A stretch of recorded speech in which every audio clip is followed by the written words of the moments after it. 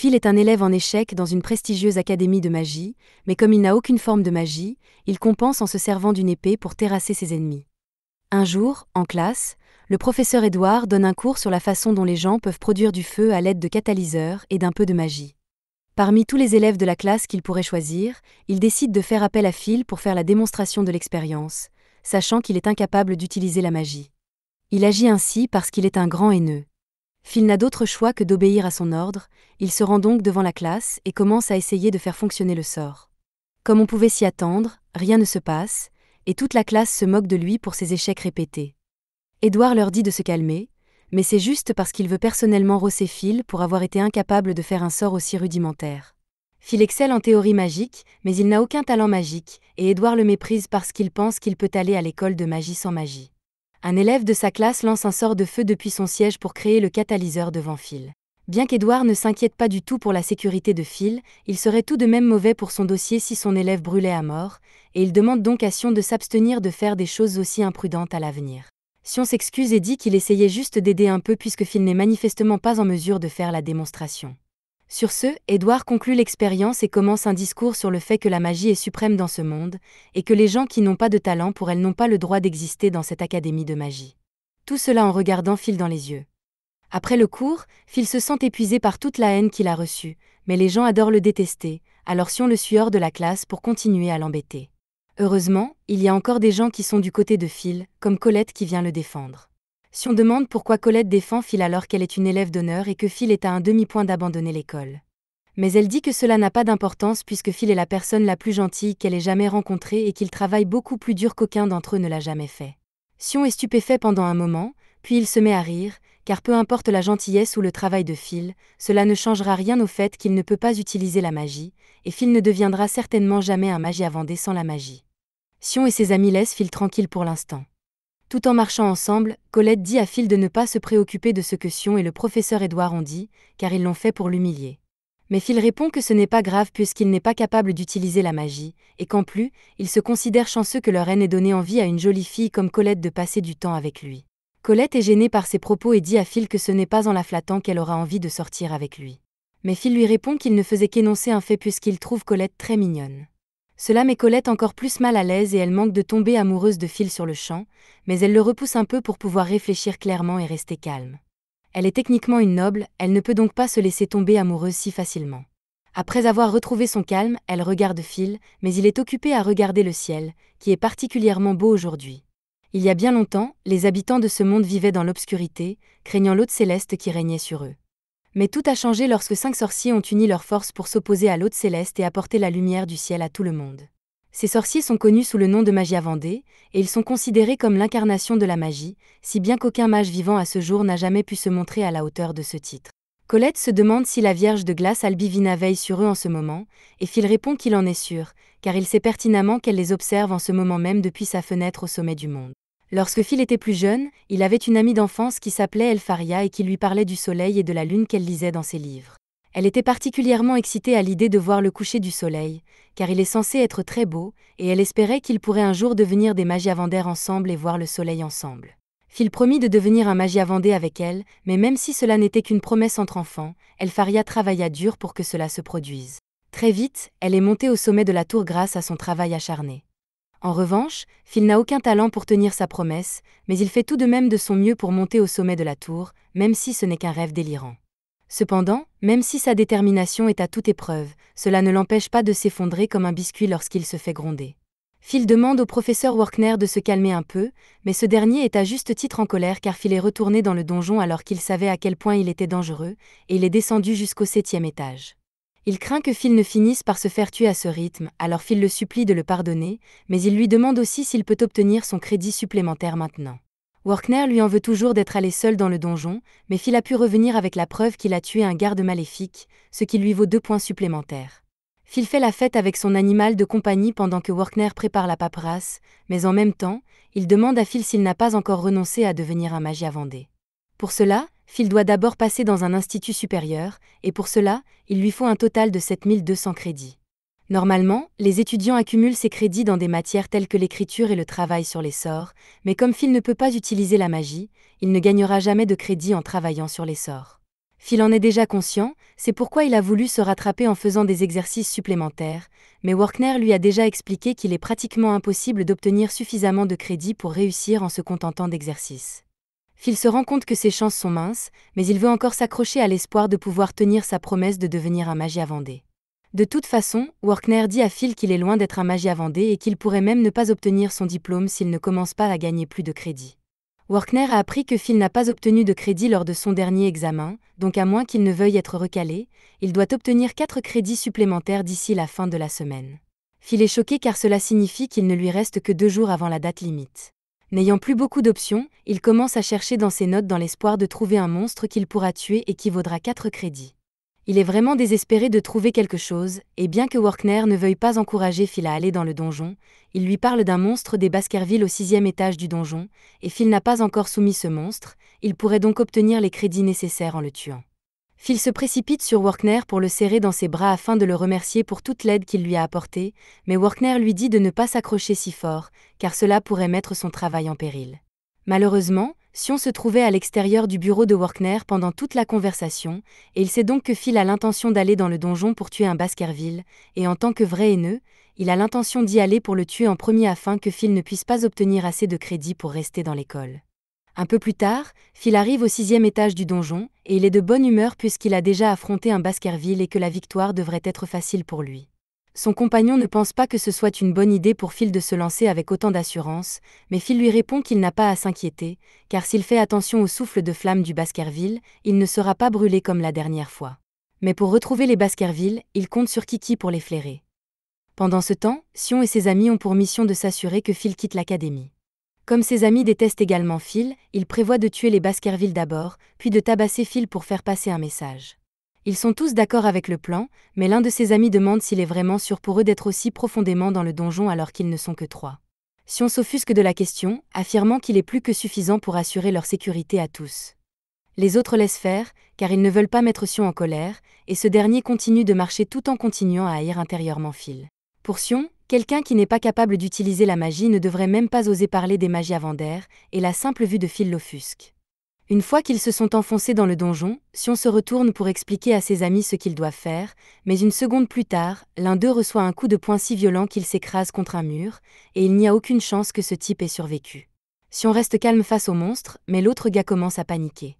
Phil entend les cris de l'homme et comprend immédiatement que quelqu'un doit être en difficulté, alors il se précipite pour l'aider.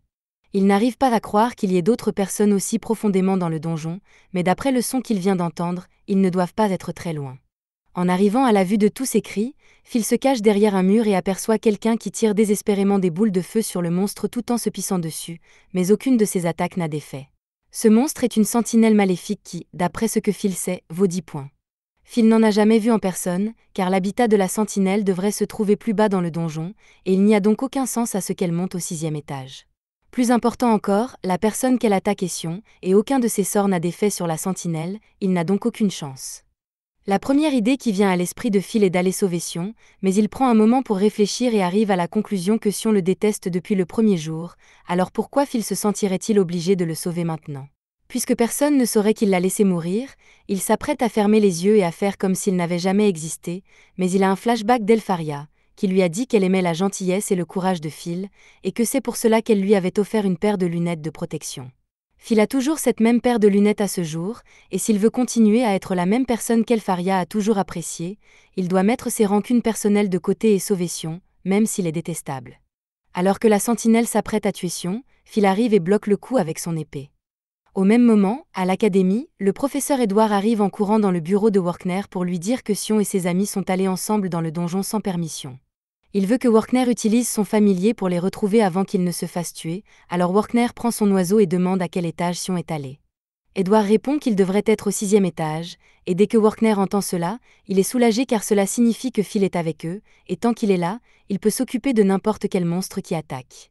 Il utilise sa boule de cristal pour montrer à Edward ce que Phil est en train de faire en ce moment, et il est en train de s'attaquer à la sentinelle et de l'écraser. En un clin d'œil, Phil a déjà coupé l'un des doigts de la sentinelle, et lorsque celle-ci tente de contre-attaquer, il bloque le coup en plein vol et recule pour créer de l'espace.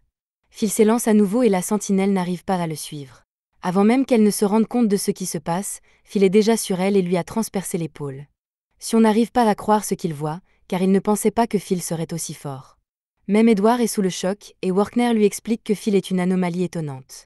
Il possède une force surhumaine qu'un mage ne pourrait jamais espérer atteindre, un corps plus résistant qu'un téléphone Nokia et des capacités d'observation incroyablement précises qui lui permettent de saisir la stratégie d'un ennemi et de former des contre-mesures après avoir été attaqué une seule fois.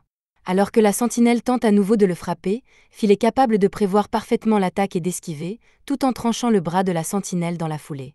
Phil ne peut peut-être pas utiliser la magie, mais il est tout à fait capable de compenser avec son épée. Alors que le gardien se tord de douleur, Phil saisit l'épée du gardien d'une main et s'apprête à l'achever une fois pour toutes. La sentinelle lance une explosion de plasma dans son dernier effort, mais un seul coup d'épée de Phil est bien plus puissant, et Phil tranche la sentinelle en deux, remportant ainsi la victoire. Une fois le combat terminé, Phil s'approche de Sion pour lui demander s'il va bien. Sion en veut toujours à Phil, mais ce dernier vient de lui sauver la vie, alors il se tait. Cependant, même après avoir assisté à tout ce combat et vu à quel point Phil est capable, cela n'empêche pas Edward de le détester encore plus, car il ne supportera pas que quelqu'un sans magie soit plus fort que des étudiants avec de la magie. Edward quitte le bureau de Workner en colère, et si ce dernier est fier de Phil pour avoir sauvé Sion, il lui en veut toujours de s'être mis en danger. Cependant, une fois de plus, il a réussi à vaincre le monstre, et Workner attribue donc 10 points à Phil pour avoir tué la sentinelle. Il y a 5 ans, Phil était la risée de toute l'école à cause de son manque de magie. Apparemment, la seule raison pour laquelle il avait été autorisé à s'inscrire à l'école était qu'il était ami avec Elfaria. Mais comme elle était déjà devenue une magie Vendée à l'époque, l'école n'avait plus aucune raison de faire semblant d'être gentille avec lui. Phil a dû endurer toutes les moqueries pendant tout ce temps, mais cela ne l'a pas empêché de travailler dur pour obtenir son diplôme. Workner accompagne Phil pour qu'il soit évalué par la directrice, et celle-ci a manifestement des doutes sur le fait que Phil soit fait pour cette école ou non. Mais une fois qu'elle lui a remis une épée et qu'elle a commencé le test, Phil est capable de contrer chacun de ses sorts de feu en une fraction de seconde. Elle est tellement impressionnée qu'elle dit que Phil est autorisé à rester à l'école, et Workner est un peu surpris car il ne pensait pas qu'il serait aussi facile de la convaincre.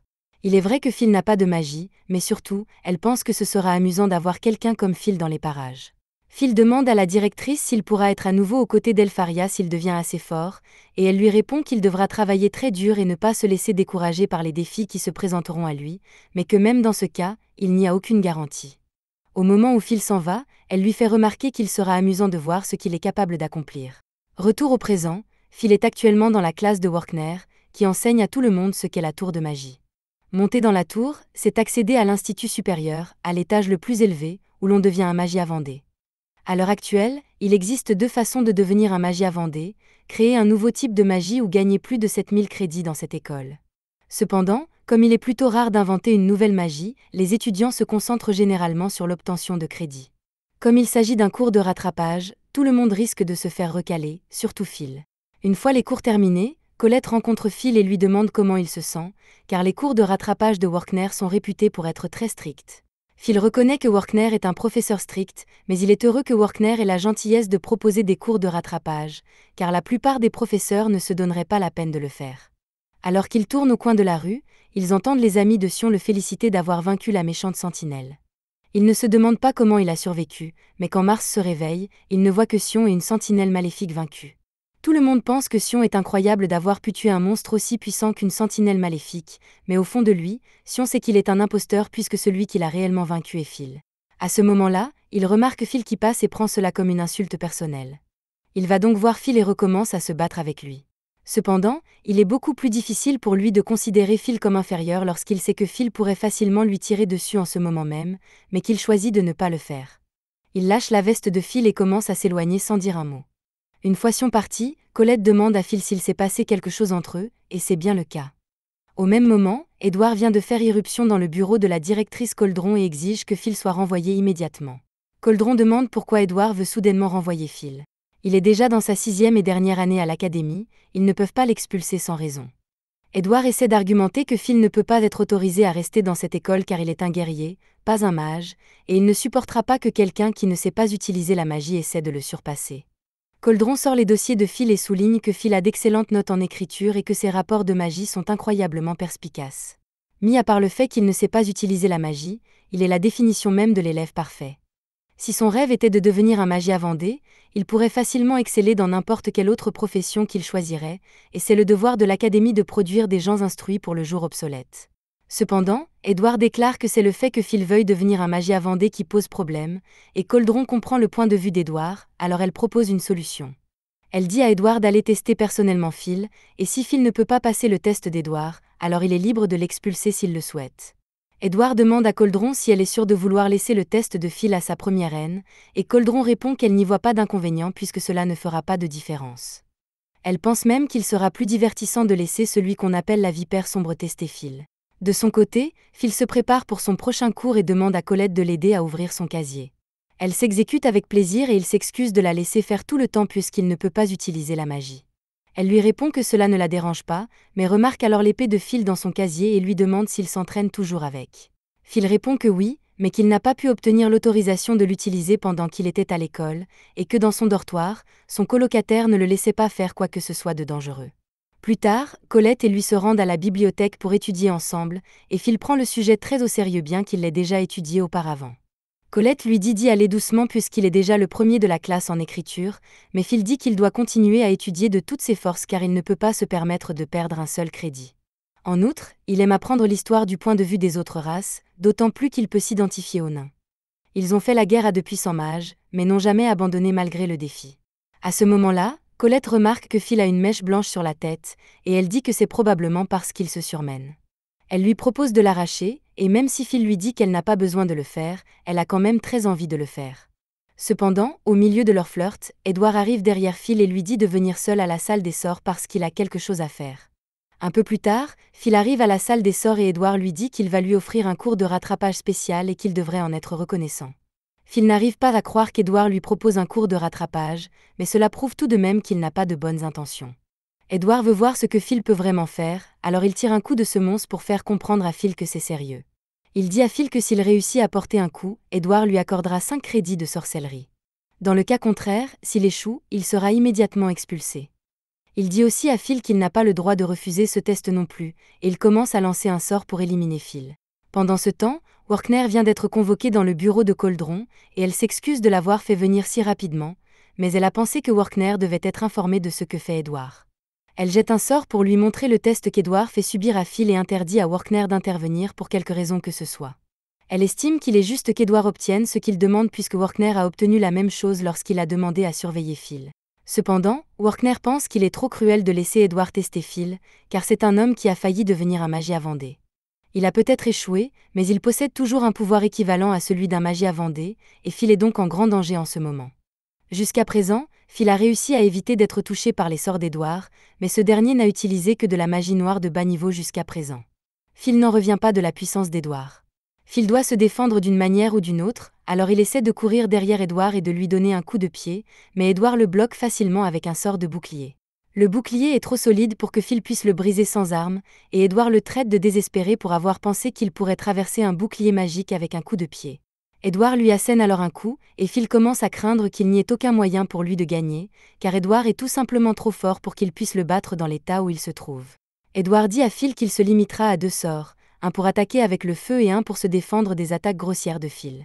Cependant, même s'il ne s'agit que d'un seul sort d'attaque, celui qui maîtrise ce seul sort peut surpasser celui qui en a appris 1 000. Édouard lance en même temps son sort de feu, et Phil sait qu'il aura du mal à s'en sortir s'il est touché, alors il commence à s'enfuir. Mais Édouard est toujours capable de le frapper, et on peut dire qu'Édouard aime ça parce qu'il a l'air de diriger une symphonie de cris de Phil. Phil finit par tomber au sol et réalise qu'il n'y a aucun moyen pour lui de battre Édouard comme ça, mais s'il avait son épée, il pourrait au moins tenir tête à Édouard. À l'extérieur de la salle des sorts, Colette rangeait ses affaires dans son casier et s'inquiétait pour Phil, car Édouard avait demandé à Phil de venir seul pour les cours de rattrapage, ce qui n'était pas de bon augure. Tout à coup, Kiki arrive en courant dans la pièce, couverte du sang de Phil, et elle essaie d'atteindre l'épée de Phil dans son casier. Colette se rend compte que quelque chose de grave est vraiment arrivé à Phil et ouvre son casier pour qu'il puisse lui donner son épée. Alors que Phil est allongé sur le sol, Édouard s'avance lentement vers lui en disant que Phil ne pourra jamais espérer devenir un magie à Vendée s'il ne peut pas le surpasser ici. La magie a toujours régné en maître. Même dans le passé, lorsque les nains ont fait la guerre aux mages contre une armée de 10 000 nains, il a suffi d'un seul mage pour les anéantir tous. L'épée ne sera jamais comparable à la baguette, mais même si les chances sont insurmontables, Phil veut toujours devenir un magie à Vendée, il fera tout ce qu'il faut pour y parvenir. Édouard ne comprend pas pourquoi Phil se donne tant de mal pour devenir un magie à Vendée, alors il lui demande s'il a un but noble à atteindre. Phil lui répond qu'il veut être aux côtés de la fille qu'il aime, mais Edward pense que c'est une raison stupide. Cela peut sembler ridicule à Edward, mais Phil a fait une promesse à Elfaria, et quoi qu'il en coûte, il veut pouvoir regarder le coucher de soleil avec elle. Juste à ce moment-là, Colette arrive à la salle des sorts et lui jette l'épée de Phil. Maintenant qu'il est enfin armé, Phil est capable de contrer le sort de feu d'Edward. Edward est choqué par le fait que Phil ait pu couper le sort, mais il comprend que c'est parce que l'épée de Phil est spéciale. Malgré cela, il a l'intention de prouver que Phil n'est pas à la hauteur d'un mage. Phil est terrifié par les flammes d'Edward, et si cela avait été possible, il aurait fui ce combat depuis longtemps. Mais affronter Edward est le seul moyen pour Phil d'aller de l'avant, alors il charge vers Edward tout en esquivant toutes ses attaques. Comme il est enfin assez près, il tranche la barrière d'Edward et réussit à lui griffer la joue. Edward est forcé d'admettre que Phil a réussi le test, il lui donne ses 5 crédits et s'en va. Phil s'effondre sur le sol, épuisé, et Colette se précipite pour le féliciter de sa victoire, mais il s'est totalement évanoui. Coldron loue la performance de Phil, et Workner dit que sa stratégie de plonger dans l'attaque pour réduire la distance et attaquer à partir d'un angle mort était brillante. Ce qui est encore plus impressionnant, c'est que son coup d'épée était assez puissant pour dépasser le bouclier d'Edward. Phil a donc peut-être ce qu'il faut pour devenir un magie Vendée après tout. Dans un flashback, nous voyons la fois où Elfaria a offert à Phil sa paire de lunettes. Immédiatement après, elle a dû lui dire au revoir car elle se rendait au sommet de la tour. Cependant, alors qu'elle s'éloignait, Phil a appelé Elfaria et lui a juré qu'il trouverait un moyen de grimper au sommet de la tour, afin qu'ils puissent être ensemble. Même si tout le monde est contre lui et qu'il ne peut pas utiliser la magie, Phil jure qu'il tiendra sa promesse et qu'il verra un jour le coucher de soleil avec elle. Émue par le discours de Phil, Elfaria se retourne, les larmes aux yeux, et lui dit qu'elle l'attendra aussi longtemps qu'il le faudra. Alors qu'Elfaria s'en va enfin, Phil jure que c'est la dernière fois qu'il pleure ou qu'il agit de façon pathétique. De retour dans le présent, Phil est occupé à livrer du papier, car il doit faire beaucoup de boulot pour payer ses études. Alors qu'il effectue son trajet habituel, il croise Donnan, qui le salue chaleureusement, souhaitant à Phil bonne chance pour son trajet. Donnan mentionne également qu'il se rendra à la taverne plus tard dans la journée, et Phil lui dit qu'il l'attendra. Alors que Phil part en courant pour terminer ses livraisons, il trébuche sur des marches et renverse les journaux un peu partout. Mais ce n'est pas un problème car, grâce à sa vitesse, il peut facilement ramasser tous les journaux en l'air et éviter de tomber. Un journal lui échappe et il s'approche pour le ramasser, mais en le faisant, il remarque un article sur Elfaria et sur le fait qu'elle a créé un nouveau type de magie originale. Elle est la première personne à avoir créé 12 sorts magiques originaux différents, et Phil est heureux de voir qu'elle continue à travailler dur là-haut, alors il va travailler dur ici aussi.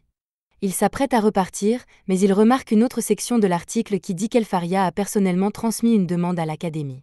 Il flippe complètement et court immédiatement dans son dortoir, demandant à son colocataire Rusty s'il peut l'aider à fabriquer un objet magique dans un délai très court. Rusty lui demande ce qu'il y a de si urgent, alors Phil lui parle de la demande d'Elfaria, et il veut être celui qui s'en occupera. Il n'a pas de cours aujourd'hui, il est donc libre de donner la priorité à la demande et commence à s'habiller. Le travail consiste à rassembler des noyaux de glace de Frostwalker, car elle a apparemment besoin de beaucoup de kabbalistes magiques, et tous les élèves participants seront rémunérés en conséquence, donc Phil a juste besoin des objets magiques de Rusty pour l'aider. Rusty plaisante en disant que Phil est très direct dans sa demande, mais il n'a aucune raison de refuser, alors il donne à Phil ses nouveaux objets magiques améliorés, ce dont Phil est très reconnaissant. Au 4e étage du donjon, Phil vient juste d'arriver pour commencer à collecter des noyaux de glace, mais il y a déjà une tonne d'étudiants ici pour faire la même chose. Phil s'y attendait, car Elfaria est célèbre, et il va donc se donner à fond.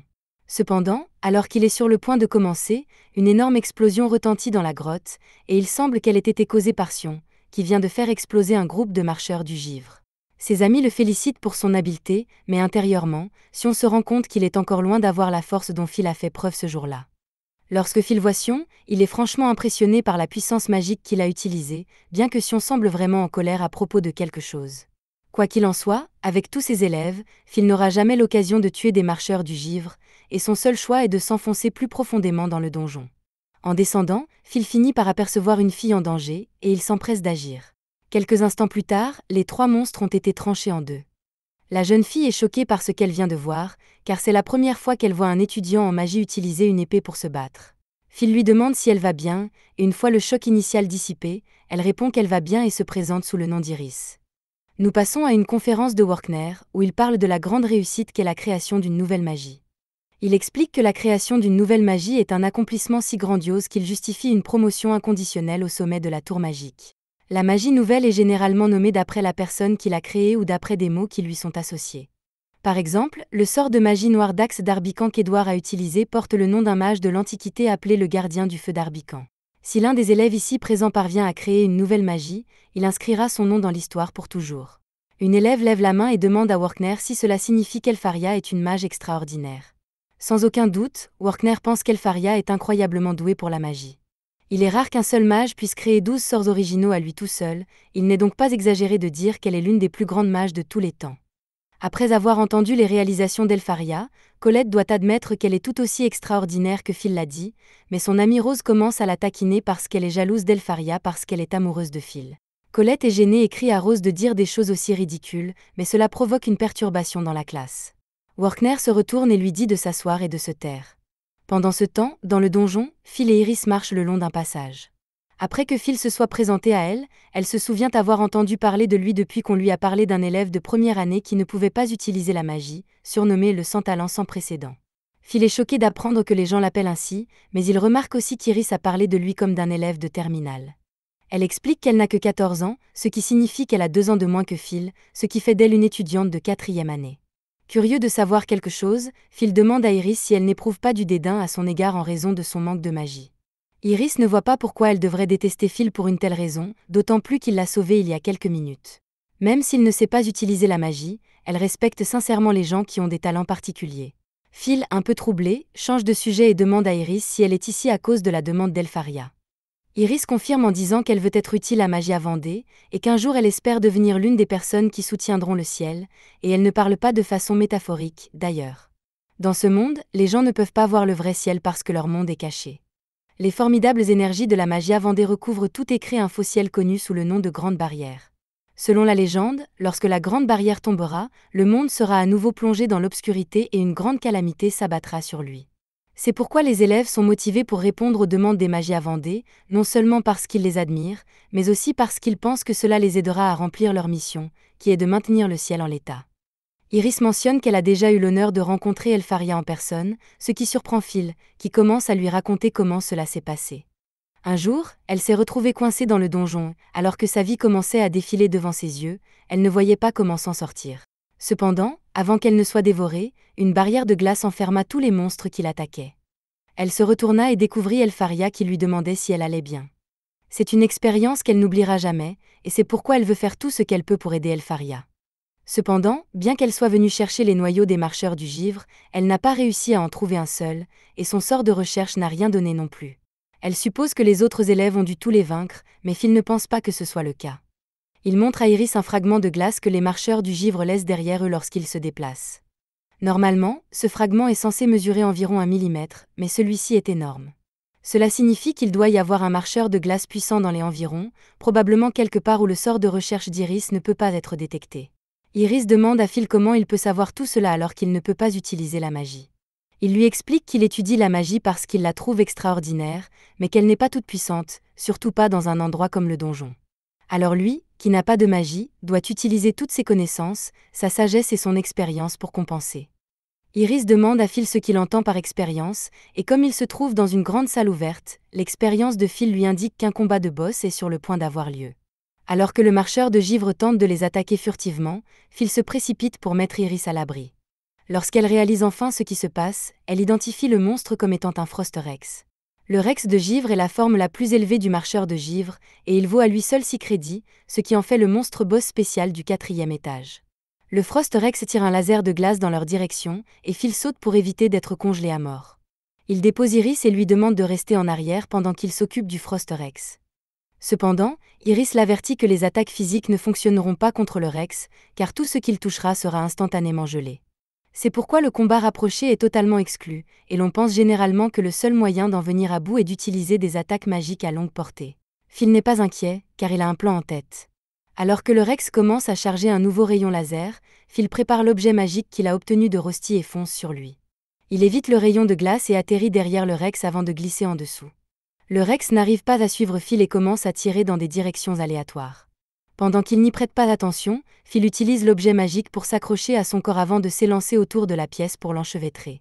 En peu de temps, il a complètement enchevêtré le Rex dans des fils et déclare que les principales faiblesses des Rex du givre sont la magie du feu et les attaques explosives. Alors que le Rex du givre s'apprête à lui envoyer une nouvelle salve, Phil active l'objet magique, ce qui a pour effet d'enflammer les fils.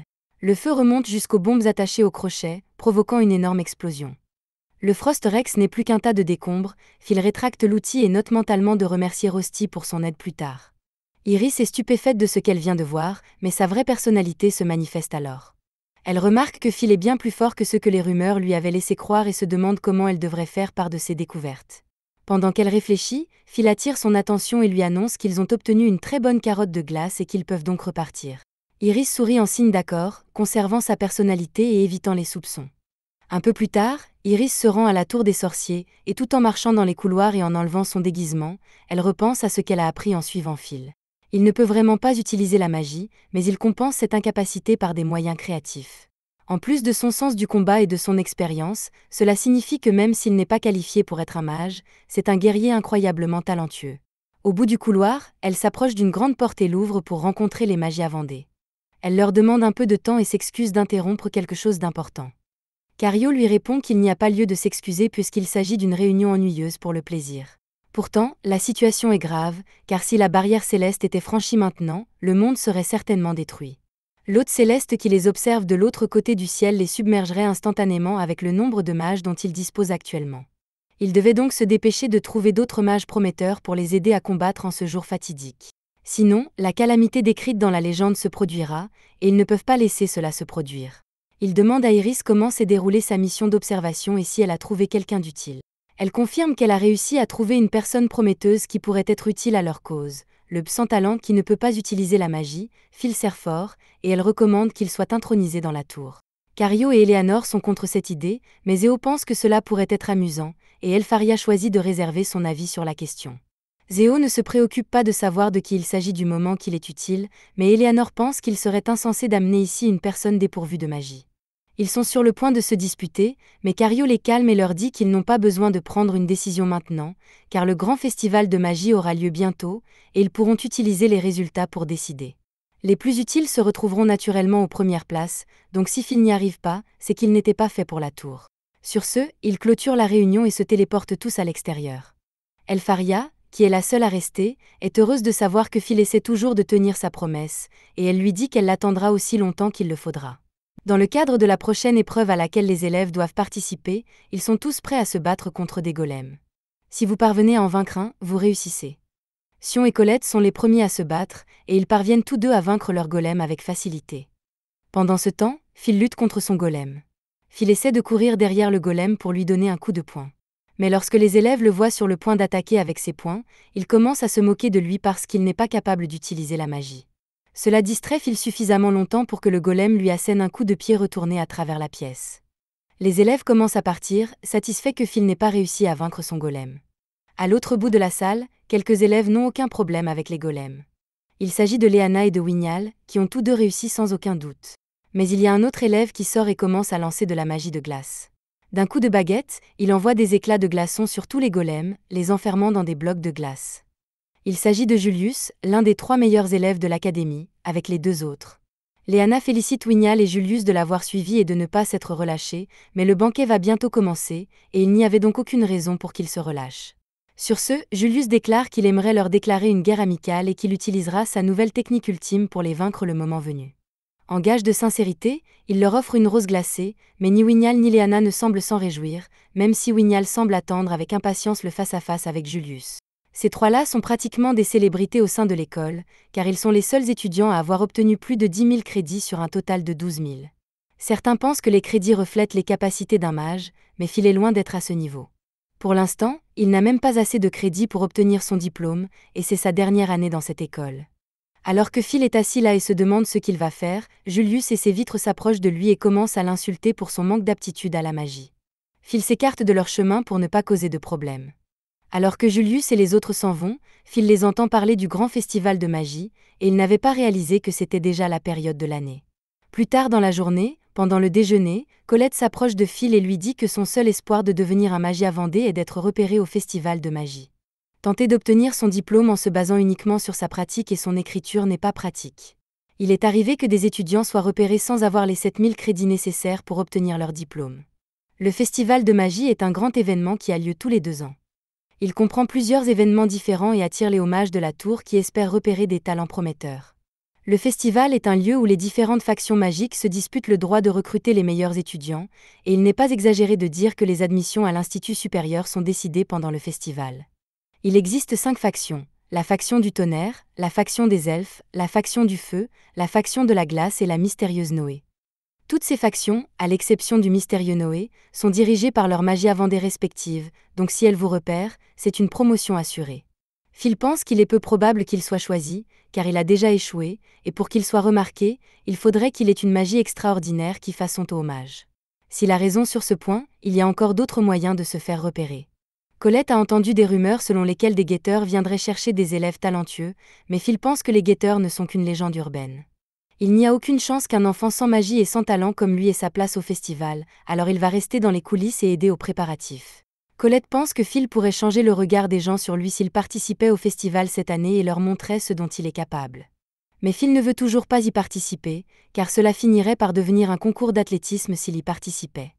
Il a déjà essayé de participer au festival une fois, lors de sa 2e année, et il s'est fait littéralement huer hors de la scène pour avoir utilisé des attaques physiques.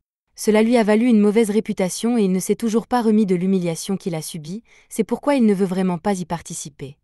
Les élèves de toute l'école ont commencé à s'entraîner sérieusement pour le festival, et Colette rappelle à Phil qu'en plus des hommages, de nombreux éclaireurs de la capitale seront également présents. Ainsi, même si Phil ne parvient pas à décrocher une place de magie à Vendée, il pourra toujours être repéré pour une autre carrière.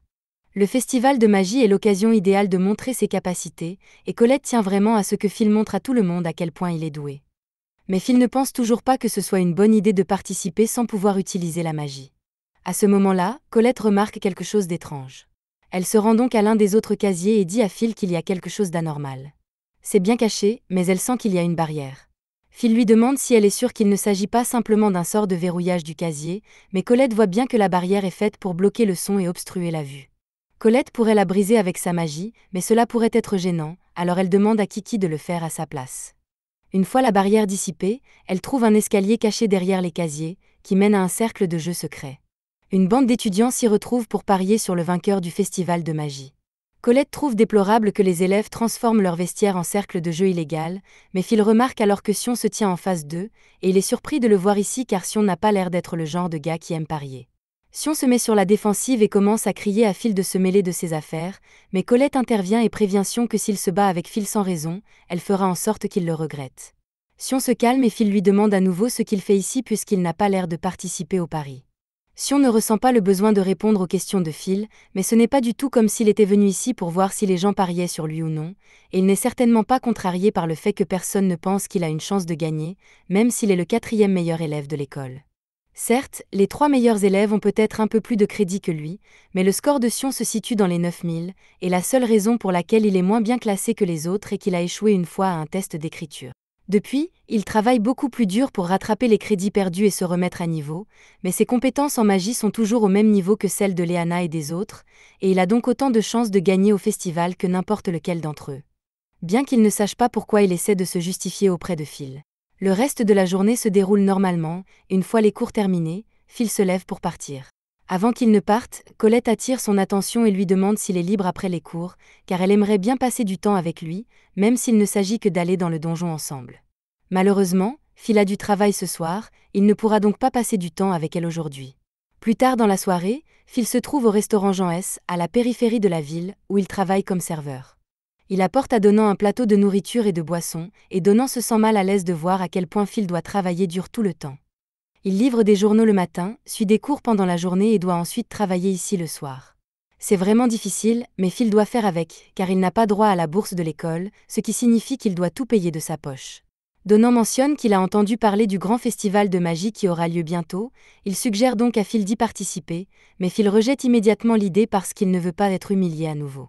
Jean hurle à Phil de se remettre au travail et lui fait remarquer que son ami travaille beaucoup plus dur que lui. Nous voyons ensuite Rusty, qui travaille également comme serveur ici, bien qu'il ne le fasse que pour Phil, pour lui rendre service, car cette nuit est très occupée et l'un des employés de Jean a démissionné. Tout ce travail supplémentaire va se retrouver sur les épaules de Phil si elle n'embauche pas quelqu'un rapidement. Une fois le dîner terminé, Phil et Rusty font la vaisselle, et Rusty demande à Phil s'il est vraiment d'accord pour travailler ici, car le salaire que lui versent les nains n'est pas très élevé. Il pourrait facilement demander à Workner de l'aider à trouver un emploi mieux rémunéré, mais Phil ne veut pas trop déranger Workner, et en plus, il aime beaucoup les gens d'ici, alors travailler avec eux est amusant pour lui. Ils sont honnêtes, attentionnés et le couvrent de chaleur, et Phil les respecte beaucoup. Tout va pour le mieux, mais quelques instants plus tard, tout est gâché lorsque Julius entre dans le restaurant juste pour se montrer détestable. Dès qu'il entre, la première chose qu'il fait est d'insulter le restaurant et les nains qui s'y trouvent. Julius remarque alors la présence de Phil et se met à rire en pensant qu'un raté comme Phil ne peut fréquenter que des barbares comme les nains. Cela énerve Donnan, mais les autres nains le retiennent car ils ne peuvent pas se permettre de se battre avec un mage. Julius commence à menacer Donnan de ne rien tenter d'amusant, car lui et tous les autres nains ne sont que des immigrants qui ont fui ici après que les Célestes ont détruit leur monde, et les humains ont gracieusement permis à son espèce de vivre ici sans problème, donc un nain comme lui n'a pas le droit de lancer un tel regard à Julius. Donnan se calme, car il sait qu'il ne peut rien faire. Tout ce que Julius a dit sur le fait que les nains sont des réfugiés est vrai, puisqu'ils ont fui ici après la destruction de leur monde. Mais même si la même chose s'est produite avec les elfes, les nains sont traités avec mépris par les humains. Ainsi, si Donnan attaquait Julius pour ce qu'il a dit, tous les nains de la ville en subiraient les conséquences. C'est ainsi que le monde fonctionne ici, mais Phil ne peut tolérer une telle injustice. Il décide qu'aujourd'hui sera son dernier jour de travail ici, et comme il n'est plus employé dans cet établissement, Phil est libre de faire ce qu'il veut sans que j'en ai à en subir les conséquences. La première chose qu'il fait est d'aller à la table de Julius et de lui dire de retirer ce qu'il vient de dire à propos des nains. Les nains sont des travailleurs acharnés qui ont su tirer le meilleur parti des conditions difficiles qui leur ont été imposées et qui ont prospéré, et Julius n'a donc pas le droit de les traiter de barbares. Cependant, Julius se fiche éperdument des nains et de leur lutte. Il donne un coup de pied dans son assiette à Phil et ses deux hommes de main se lèvent, prêts à tabasser Phil. Ce qu'il ne réalise pas, c'est qu'une assiette de nourriture jetée sur lui est considérée comme une agression, de sorte que tout ce que fait Phil à partir de maintenant peut être considéré comme de l'autodéfense. Phil attrape immédiatement les deux garçons par la chemise et leur donne un aperçu du goût du sol. Julius se fait taillader, et cela fait longtemps qu'il n'a pas subi une telle humiliation, alors il dit qu'il va faire payer Phil pour ce qu'il a fait. La salle commence à se figer lorsque Julius sort sa baguette et commence à attaquer Phil. Phil saute en arrière pour éviter les coups de glace de Julius, mais il n'a pas son épée et se trouve dans un espace clos. Finalement, Julius réussit à le piéger avec de la glace et à plaquer Phil contre le mur. Il s'approche alors de lui et s'apprête à le congeler solidement, de sorte que Rusty est sur le point d'intervenir et de sauver Phil, mais avant qu'il ne le congèle, Julius regarde Phil dans les yeux, espérant le voir supplier pour sa vie, mais les yeux de Phil ne montrent aucun signe de peur, de sorte que Julius décide de changer de plan. Au lieu de congeler Phil ici, il veut le faire au festival de magie afin de l'humilier complètement devant toute l'école. Phil accepte de se battre contre Julius au festival de magie, et Julius dit que s'il gagne, il fera expulser Phil de l'école une fois pour toutes. Mais Phil veut juste que Julius s'excuse auprès de tous les nains à qui il a manqué de respect lorsqu'il aura gagné. Le jour du grand festival de magie, tout le monde est impatient de voir ce que les élèves peuvent faire. L'éclaireur de la faction du feu demande à ses hommes d'être à l'affût d'un étudiant talentueux, car on ne sait jamais qui possède les compétences nécessaires pour devenir magia Vendée. La première épreuve concerne les courses de dragons retransmises, et le Hana maintient une forte avance sur les autres concurrents depuis un moment, mais ce n'est pas la seule compétition qui se déroule en ce moment. Les spectateurs dans la foule attendent avec impatience les résultats, mais il y a aussi un bon nombre de recruteurs, à la fois de la tour et de l'extérieur, et ils sont tous intéressés par le recrutement des meilleurs étudiants que l'école a à offrir. Le Hana, sans surprise, remporte la course de dragons en un temps record. La prochaine épreuve sera donc l'attaque de la couronne, et il semble que Sion y participera. Il est de bonne humeur depuis que Colette est venue lui demander de rejoindre son équipe. Elle a dû se rendre compte de l'excellence de Sion et veut travailler à ses côtés plutôt qu'avec Phil. Cependant, lorsqu'il ouvre la porte de la salle d'entraînement, il est choqué d'y trouver également Phil. Colette précise qu'elle l'invitait à rejoindre une équipe avec elle et Phil parce que Phil a besoin d'une équipe avec un nombre total de crédits égal à 21 000 afin de participer à l'attaque de la couronne. Et comme ses crédits sont si bas, la seule personne à qui elle pouvait demander de remplir la dernière place était Sion. Phil s'excuse d'avoir mêlé Sion à ses problèmes, mais Sion ne voit pas pourquoi il devrait aider Phil. Tout d'abord, pourquoi Phil voudrait-il soudainement participer à un événement de haut niveau comme Crown Attack ? Mais pendant que Sion engueule Phil, ce dernier croise le regard de Julius, et Sion se rend compte que Phil ne se concentre que sur Julius.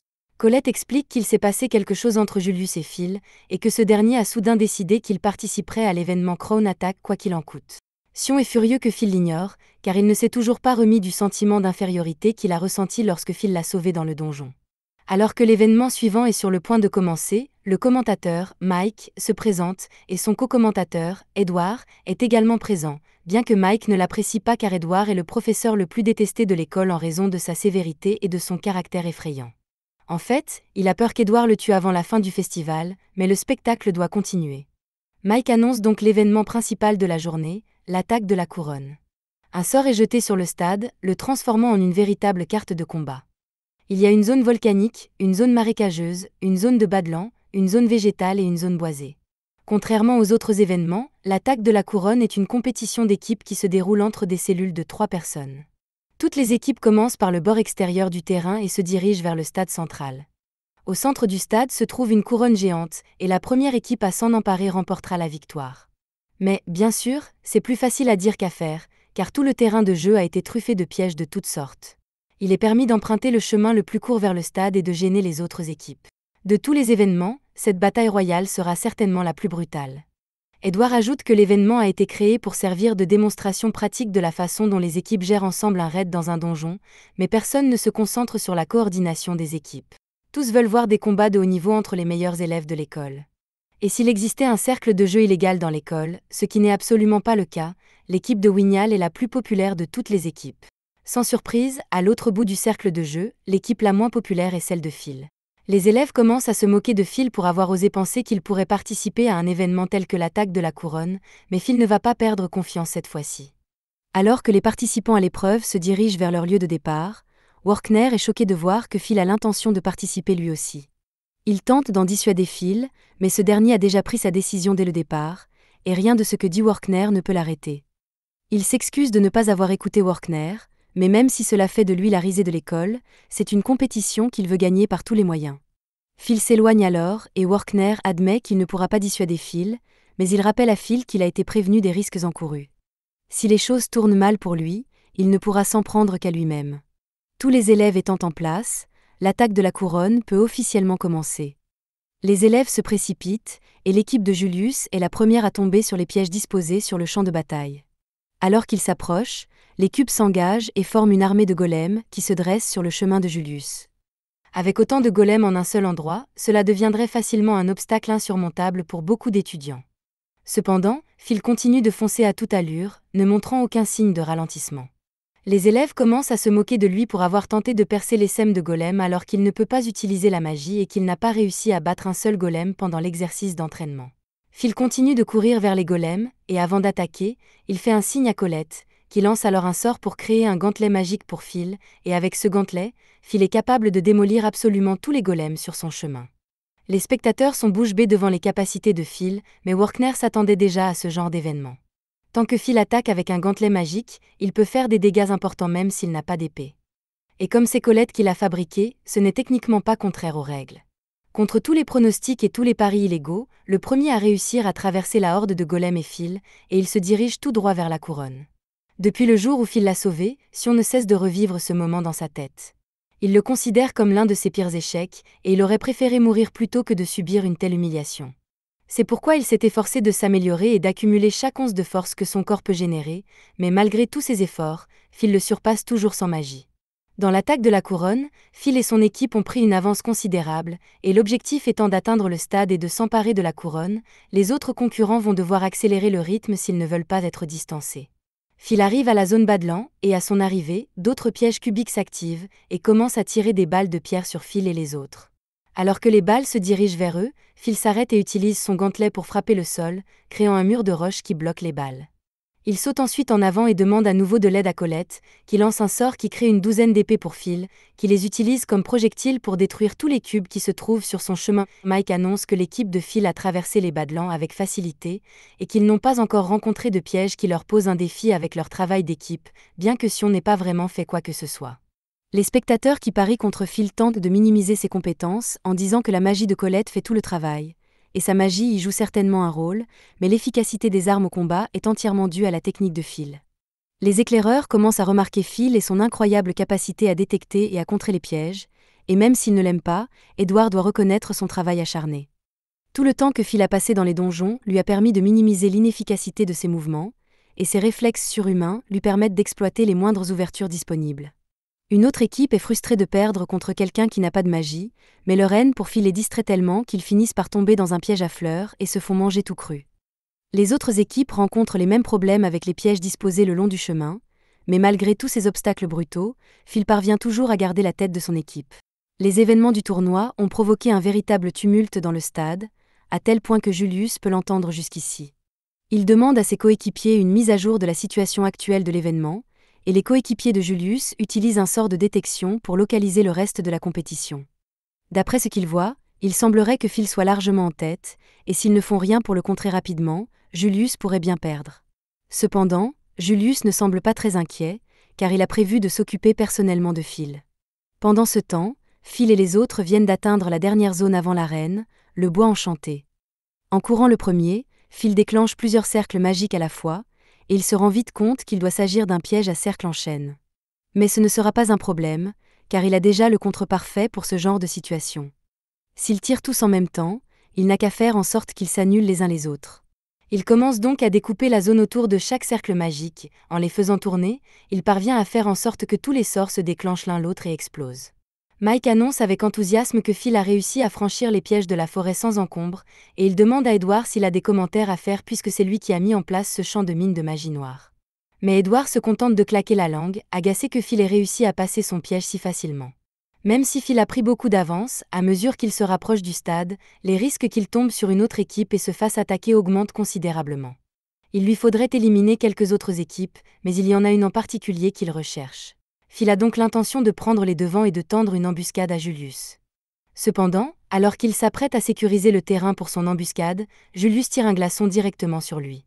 Phil s'en sort puisque le glaçon ne l'a pas touché directement, mais il ne comprend pas comment Julius a pu arriver ici avant lui après l'énorme avance qu'ils avaient. De plus, Julius est seul, et Phil doit s'inquiéter de la possibilité que les autres coéquipiers de Julius se cachent quelque part pour lui tendre une embuscade. Julius commence à lancer une grêle de glaçons sur Phil, qui n'a donc pas le temps de s'inquiéter de la possibilité d'une embuscade et commence à s'enfuir pour l'instant. Il n'a plus qu'à s'occuper sérieusement de Julius, mais il semble que Sion soit lui aussi en train de s'occuper sérieusement de lui, puisqu'il commence à lancer un brasier d'une puissance incroyable. Cependant, il semble fixer Phil un peu trop longtemps, et Colette prévient Phil que Sion pourrait bien le viser. Alors que Sion lance le sort, Colette crée un mur de pierre devant Phil pour éviter qu'il ne soit réduit en cendres. L'explosion de Sion crée une énorme onde de choc sur le champ de bataille, et Phil est un peu confus de ce qui vient de se passer. Il lève les yeux et constate que la forêt a été complètement incinérée. Sion s'approche de Phil et lui dit que Julius se trouvait sur son chemin. Il a peut-être aussi éliminé Julius, mais il ne fait aucun doute pour Colette que Sion a lancé ce sort avec l'intention de tuer Phil. Colette lui demande ce qu'il pense faire, mais Sion pense que ses actes sont justifiés. Il a accédé à la demande de Colette et a rejoint leur équipe pour que Phil puisse participer à cet événement, alors maintenant il veut rendre l'appareil à Phil en se battant contre lui. Phil demande pourquoi Sion veut se battre tout d'un coup et pourquoi c'est maintenant, mais Sion n'a pas envie de s'expliquer et lance un coup de semonce à Phil. Colette tente de s'interposer et de l'arrêter, mais avant qu'elle ne puisse le faire, elle est bloquée par un mur de glace de Julius, qui a réussi à survivre à cette explosion mortelle. Colette étant en difficulté, Phil veut aller la sauver, mais Sion ne va pas laisser Phil partir avant d'avoir obtenu de lui un combat digne de ce nom. Il lance donc des boules de feu sur Phil, qui lui arrache son épée des mains. Phil essaie de raisonner Sion pour qu'il puisse faire cela une autre fois, mais Sion est déterminé à le combattre. Alors il dit à Phil de ramasser son épée pour qu'il puisse se battre en duel, et comme il n'a pas d'autre choix, Phil accepte de l'affronter. Pour Sion, Phil avait l'air pitoyable depuis le premier jour où il l'avait vu, mais à l'époque, Sion éprouvait une réelle sympathie pour Phil et toutes les brimades qu'il subissait. Il voulait vraiment l'aider, et il a donc essayé de convaincre Phil de devenir son subordonné, car de cette façon, personne ne pourrait plus l'intimider. Mais Phil l'a complètement ignoré et a continué à marcher vers le coin de la rue. Sion a couru pour le rattraper, mais alors qu'il attrapait Phil pour lui dire de prendre son offre au sérieux, Phil a regardé droit dans les yeux et a dit à Sion de s'écarter de son chemin. Sion a peut-être eu pitié de Phil, mais Phil ne s'est jamais apitoyé sur son sort une minute. Au contraire, il était toujours impatient d'atteindre son but. Et Sion ne pouvait pas accepter le fait que Phil ait rejeté sa gentillesse et l'ait ignoré comme s'il n'était qu'un personnage secondaire. C'est pourquoi, à partir de ce jour, Sion a commencé à détester Phil. Retour au présent, Phil court entre les arbres pour tenter d'échapper aux boules de feu de Sion. Alors qu'il se cache derrière un arbre, Sion envoie des boules de feu à tête chercheuse, qui touchent presque Phil et l'envoie voler sur le sol de la forêt. Il se rattrape avec son épée, mais Sion envoie une autre attaque de flamme dans sa direction, si bien que Phil est obligé d'utiliser son épée pour la dévier, et pendant qu'il est distrait, Sion le prend au dépourvu avec un fouet de feu, qui le balance dans la forêt. Phil parvient finalement à se libérer, mais Sion est là pour l'attaquer avec un sort d'explosion dévastateur. Heureusement, Phil le dévie également, mais Sion commence à s'énerver de voir que Phil ne fait qu'esquiver alors qu'ils sont censés se battre à fond. Phil répond qu'il ne veut pas avoir à se battre avec Sion ici, que la seule raison pour laquelle il a participé à cette compétition était d'obtenir justice pour Donan et les autres nains, et qu'il n'a pas de temps à perdre dans un combat inutile avec Sion en ce moment. Sion est furieux que Phil ne le prenne toujours pas au sérieux, même dans une situation comme celle-ci, et il menace de réduire Phil en cendres s'il ne commence pas à prendre ce combat au sérieux. La foule est choquée de voir Sion se battre avec Phil alors qu'ils sont censés faire partie de la même équipe, car cela ne s'est jamais produit auparavant. Mike demande à Edward son avis sur la question, et Edward dit qu'il est honteux que des étudiants de la même équipe se battent entre eux, et étant donné que l'objectif de la compétition est le travail d'équipe, l'équipe de Phil est sûre de perdre des points avec les scouts. Cependant, il semble en même temps très heureux que Sion compromette les chances de Phil de remporter l'épreuve. Tout le monde dans la foule est choqué que Sion soit assez imprévoyant pour attaquer son propre coéquipier à cause d'une rancune personnelle, et les recruteurs prennent définitivement note de ce modèle de comportement.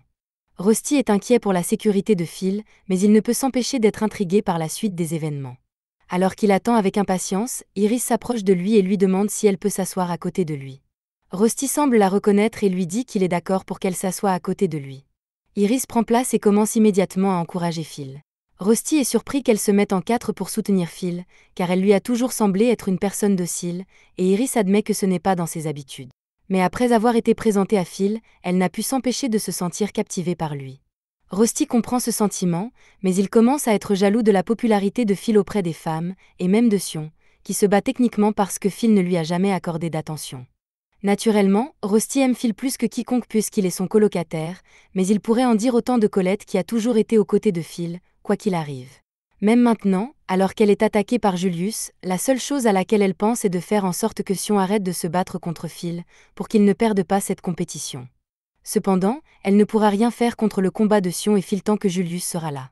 Julius se moque de Colette qui l'a fui pendant tout ce temps alors qu'elle était connue comme la princesse de la Terre pour ses talents, mais Colette n'a jamais aimé ce titre et menace de le lui faire regretter s'il l'appelle à nouveau princesse de la Terre. Julius envoie d'autres glaçons sur Colette, qui utilise alors la magie de la Terre pour créer un mur devant elle afin d'arrêter la glace. Mais Julius ne visait pas qu'elle, car l'un des glaçons touche le sol et active l'un des pièges d'Edward. Avant qu'elle ne puisse réagir, elle est prise dans une énorme explosion d'énergie. Pendant ce temps, les spectateurs commencent à remarquer quelque chose d'anormal chez Julius, il apparaît sur tous les écrans en même temps. D'une manière ou d'une autre, Julius combat simultanément tous les étudiants participant à cette compétition, mais la méthode qu'il utilise reste un mystère absolu. Julius défie également l'équipe de Wignall, et Wignall n'a rien contre le défi supplémentaire que représente l'affrontement avec Julius. Mais avant de commencer, il dit qu'il veut rendre la fleur de glace que Julius lui a donnée. D'un coup de baguette, Wignall fait apparaître la fleur de glace de Julius dans le ciel, distrayant Julius suffisamment longtemps pour que Wignall crée un cercle magique sous ses pieds et anéantisse Julius en un instant. Alors que les autres sont confus, Wignall reconnaît que c'est ce que Julius voulait dire lorsqu'il a déclaré qu'il gagnerait avec son atout, et il doit admettre qu'un sort de niveau magie à Vendée est assez impressionnant. Mike ne sait pas exactement ce qui s'est passé, mais Wignall vient de vaincre Julius, qui est soudainement apparu devant lui. Par coïncidence, Mike a misé tout son argent sur Wignall, et il est donc très heureux de le voir réussir. Pendant ce temps, du haut du stade, deux filles elfes de la faction elfe observent le festival. Lefeya demande à Philly ce qu'elle pense des élèves de l'académie, et la seule chose que Philly peut dire est qu'ils font à peu près ce qu'elle attendait d'eux. L'opinion générale concernant le concours est que Julius ou Wignall va gagner, et que Phil aurait pu avoir une chance si seulement Sion n'avait pas fait ça.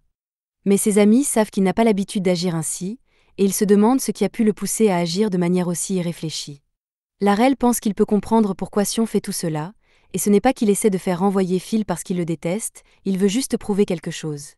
Nous revenons sur la dispute entre Phil et Sion, et Phil ne comprend pas ce qu'il a fait pour mériter autant de haine de la part de Sion. Depuis qu'il s'est inscrit dans cette école, il n'a jamais rien fait de mal, et pourtant il a été sans cesse malmené par ses camarades à cause de son manque de magie. Conscient d'être un larbin, il n'a jamais demandé de reconnaissance ni essayé d'être égoïste, mais les gens ont continué à s'en prendre à lui. C'est pourquoi le jour où Sion a essayé de l'aider, Phil a pris cela pour un nouvel acte d'intimidation et s'en est allé. Retour au présent, Phil esquive une autre des boules de feu de Sion, mais la prochaine attaque que Sion a préparée ne sera pas aussi facile à esquiver. Il invoque un gardien faucon de feu, et Phil est choqué car invoquer un gardien est vraiment de la magie de haut niveau. Sion envoie le gardien attaquer Phil, et ce dernier doit réfléchir rapidement pour éviter d'être brûlé. Il plante donc son épée dans le sol et saute par-dessus l'oiseau pour lui trancher l'une de ses ailes. Immédiatement après, il commence à charger vers Sion pour l'attaquer. Cependant, le gardien régénère ses ailes en un instant et commence à charger Phil par derrière. L'attention de Phil est alors partagée entre le traitement de Sion, qui attaque par devant, et la défense contre le gardien par derrière. Il prend une décision en une fraction de seconde, sautant hors de la trajectoire de l'attaque du gardien et déplaçant son épée dans son autre main pour pouvoir bloquer l'attaque de Sion, mais Phil a toujours du mal à tenir le coup face aux flammes de Sion. Il finit par dévier la boule de feu, mais Sion et lui sont essoufflés. De retour au stade, Edouard est choqué par le niveau de compétence dont Sion vient de faire preuve, car il dépasse de loin le niveau dont un élève devrait être capable. Non seulement il a été capable d'utiliser un sort de feu aussi puissant dès le début du combat, mais il peut aussi invoquer sans problème un gardien pour l'aider dans la bataille. Les éclaireurs n'avaient pas réalisé que Sion possédait un contrôle aussi précis de sa magie, et cela ne correspondait pas au rapport qu'ils avaient reçu à son sujet, puisque tous ces dossiers indiquaient qu'il était un étudiant en magie convenable, mais pas assez exceptionnel pour être étiqueté comme l'un des meilleurs talents de l'école. Cependant, il a dû se passer quelque chose récemment pour qu'il s'améliore autant. Ils vont devoir préparer un nouveau rapport pour Cario, car il semblerait qu'ils aient trouvé leur dernier candidat. Phil se rend également compte que Sion est devenu beaucoup plus fort qu'avant, mais Sion commence à crier après Phil parce qu'il sait que ce dernier est toujours en train de se retenir contre lui. Il veut que Phil utilise la force dont il a fait preuve lorsqu'il a affronté la sentinelle maléfique, mais la situation était différente à l'époque. C'est une chose d'aller jusqu'au bout pour tuer un monstre, mais Phil ne voit pas pourquoi il devrait se battre contre Sion maintenant. Sion n'arrive pas à croire qu'après toutes ces années passées à détester Phil et à l'humilier dès qu'il en a l'occasion, Phil ne lui en veuille toujours pas. Pourtant, Phil n'a jamais dit qu'il n'en voulait pas à Sion. Il ne peut même pas compter le nombre de fois où il a pensé à se venger de tout ce que Sion lui a fait subir. Mais ce n'est pas le moment, car il doit plutôt se concentrer sur la défaite de Julius. Entendre ces mots sortir de la bouche de Phil rend Sion incroyablement furieux car, même maintenant, Phil l'ignore toujours. Il se moque des problèmes de Phil et des objectifs qu'il veut atteindre, il veut juste que Phil le regarde et l'affronte comme un rival digne de ce nom plutôt que comme un obstacle insignifiant. Bien que Phil n'ait jamais essayé d'agir de manière égoïste, une partie de lui a toujours souhaité que quelqu'un reconnaisse ses compétences, mais il ne pensait pas que cela arriverait un jour. Il ne savait pas que Sion l'estimait autant, mais maintenant qu'il le sait, si Sion veut vraiment que Phil le reconnaisse comme un adversaire, alors Phil n'a pas d'autre choix que de l'affronter sérieusement. Sion est heureux de voir que Phil le prend enfin au sérieux, et il commence à lancer un autre sort. Phil se rend compte que s'il tente d'attaquer maintenant, le gardien l'interceptera certainement. Il décide donc d'attendre le moment où Sion lancera son sort pour contre-attaquer. Alors que Sion termine l'incantation de son sort, il ordonne à son gardien d'attaquer tout en lançant un sort d'annihilation à large portée. Cette attaque simultanée serait normalement inévitable, mais Phil a déjà vu les trajectoires de toutes les boules de feu, il s'élance donc et s'intercale habilement entre les attaques. Il saute ensuite dans les airs et détruit le cœur du gardien, et comme il n'y a plus d'obstacle sur son chemin, il fonce droit sur Sion pour l'éliminer. Sion n'en attendait pas moins de Phil, mais il n'est pas encore au bout de ses peines et lance une boule de feu de dernière minute sur Phil. Mais avant qu'ils ne s'affrontent, Colette crée un gigantesque mur de pierre entre eux. Phil et Sion ne s'y attendaient pas et tombent au sol. En regardant par-dessus, il voit une Colette folle et fumante, dont la plupart des vêtements ont été brûlés. Phil demande à Colette ce qui est arrivé à Julius. Elle lui répond qu'elle l'a battu à mort, qu'il s'est transformé en glace et qu'il a disparu. Sion est confus lorsqu'elle dit que Julius a disparu, mais il se rend compte d'une chose encore plus choquante. Les vêtements de Colette sont presque entièrement brûlés. Il lui dit qu'elle montre beaucoup trop de peau pour une noble dame, mais elle rappelle à Sion que ce sont ces flammes qui ont causé cela à ses vêtements. Elle dit alors à Phil qu'il devrait continuer sans eux, car il doit rattraper Julius avant qu'il ne s'empare de la couronne. Sion essaie de faire valoir qu'il n'a pas encore terminé son duel avec Phil, mais elle le fait taire et dit qu'il est vraiment important que Phil batte Julius ici, et que c'était à peu près sa seule chance de montrer à la tour à quel point il est capable, mais que Sion a dû aller la gâcher. Phil l'arrête et la remercie de s'être inquiété pour lui, mais il peut encore arriver à temps. Il s'excuse auprès de Sion et lui dit qu'ils pourront terminer leur duel une autre fois, mais Sion veut toujours régler le combat aujourd'hui. De retour au stade, la première équipe à arriver est celle de Julius, et rien ne semble pouvoir l'arrêter. Mais juste à l'extérieur du stade, Phil arrive à toute vitesse, et juste avant que l'équipe de Julius ne puisse revendiquer la couronne, il atterrit en catastrophe au milieu de l'arène et dit à Julius qu'il est temps de régler cette affaire. Dans une tour magique, Elfreya est paisiblement assise près de la fenêtre lorsque son assistante, Serissa, entre dans la pièce. Au début, Serissa s'excuse de s'immiscer dans la méditation d'Elfreya, mais elle se rend compte qu'Elfreya est en train de dormir et lui donne un coup sur la tête. Elfreya se réveille et se plaint que Serissa n'avait pas besoin de la frapper aussi fort, mais Serissa lui dit qu'elle devrait prendre son statut de magia vendée plus au sérieux. C'est un rôle extrêmement important. Pourtant, Elfreya passe le plus clair de son temps à dormir ou à observer le monde d'en bas. Elfreya demande à Serissa pourquoi elle est venue ici. Serissa lui répond qu'elle a apporté une liste de candidats prometteurs que les éclaireurs ont sélectionnés. Tandis qu'Elfreya examine la liste, Serissa lui dit que les candidats au festival de cette année sont exceptionnels, mais qu'il y en a un qui se distingue des autres par sa faction de glace. Il s'agit de Julius, et d'après ses statistiques, Serissa pense qu'il pourrait même devenir le successeur d'Elfreya au poste de magie à Vendée de la glace. Elfreya admet que Julius est très prometteur et qu'il pourrait lui succéder un jour, à condition que tout ce qui a été dit à son sujet soit vrai. Dans le stade, Vil affronte Julius et son équipe. La victoire revient à celui qui s'empare le premier de la couronne. Julius pourrait donc s'en emparer puisqu'il est plus proche, mais il ne serait pas satisfait s'il ne battait pas brutalement et n'humiliait pas Vil devant une foule immense. Vil lui dit qu'il n'a pas l'intention de perdre et prépare son épée, alors Julius commence son attaque en jetant un écran de fumée. Vil ne voit rien, mais il entend les pas de 3 personnes autour de lui. Il se rend compte que Julius et son équipe doivent essayer de l'encercler pour pouvoir l'attaquer de tous les côtés. Tout à coup, une boule de glace arrive sur Vil par derrière. Il saute alors pour s'écarter et se met à courir pour devenir une cible plus difficile à atteindre. Même si sa vision est bloquée, il pourra déterminer leur position grâce à la trajectoire de leurs attaques. Alors que 2 autres boules de glace lui foncent dessus, Vil croit avoir déterminé leur emplacement et saute pour attaquer Julius. Cependant, alors qu'il s'apprête à le faire, il est surpris par une 4e attaque. Vil est projeté en arrière et ne comprend pas d'où peut provenir ce 4e tir puisqu'il ne devrait avoir que 3 adversaires. Sa confusion ne fait qu'empirer lorsqu'il constate que Julius et son équipe n'ont même pas bougé de leur position initiale. Pourtant, Vil est certain d'être toujours attaqué par Julius, mais il est maintenant 5, pour une raison inconnue. La première chose qui vient à l'esprit de Vil est qu'il doit s'agir d'une sorte d'illusion magique, mais les coups qu'il reçoit sont bien réels. Il se rend vite compte que le sort est bien trop complexe pour une simple magie d'illusion. Julius est en train de créer des clones de lui-même. Julius a oublié de le mentionner plus tôt, mais ces clones explosent également sur commande, et il se trouve que l'un d'entre eux se trouve juste devant Vil. Une fois que Julius en a donné l'ordre, le clone explose et enferme Vil dans une épaisse couche de glace. La tournure des événements est certainement excitante, mais la foule est plus concentrée à essayer de comprendre quel type de magie Julius utilise. Cependant, Edward et Workner reconnaissent immédiatement de quel type de magie il s'agit, et Workner explique qu'il s'agit de l'un des arts secrets découverts par la douée Ice Magie à Vendée, Elfreya. Elle a créé et maîtrisé 12 sorts de glace uniques, et Julius utilise actuellement le premier de la série, Arvice. Arvice est un sort qui crée des copies glacées de son lanceur, et Vil est furieux que Julius ose utiliser un sort créé par son elfe. Julius se contente de rire et de dire que c'est son talent naturel qui lui a permis d'apprendre le sort, car il a pu l'apprendre en étudiant tout seul. Même s'il ne s'agit que d'un seul des 12 sorts, il pense qu'il est maintenant à la hauteur d'un magie à Vendée, ce qui signifie qu'Elfreya n'est pas si impressionnante que ça. Un jour, il la démasquera comme étant une imposture. Vil est prêt à oublier beaucoup de choses, mais traiter Elfreya d'imposteur n'en fait pas partie. Il se dégage donc de la glace et fonce sur Julius pour lui faire regretter ses paroles. Mais Julius utilise ses clones pour attaquer Vil avec d'autres boules de glace. Ces clones se déplacent exactement comme il le leur demande, et ils peuvent également utiliser la magie, ce qui permet à Julius d'occuper Vil aussi longtemps qu'il le souhaite. De plus, une fois que Vil est en position, Julius peut lancer un sort par l'intermédiaire de ses clones pour enfermer Vil dans une barrière de glace impénétrable. Une fois Vil immobilisé, Julius lance un météore de glace géant qui fonce droit sur lui. N'ayant nulle part où aller, Vil est écrasé par le météore de glace.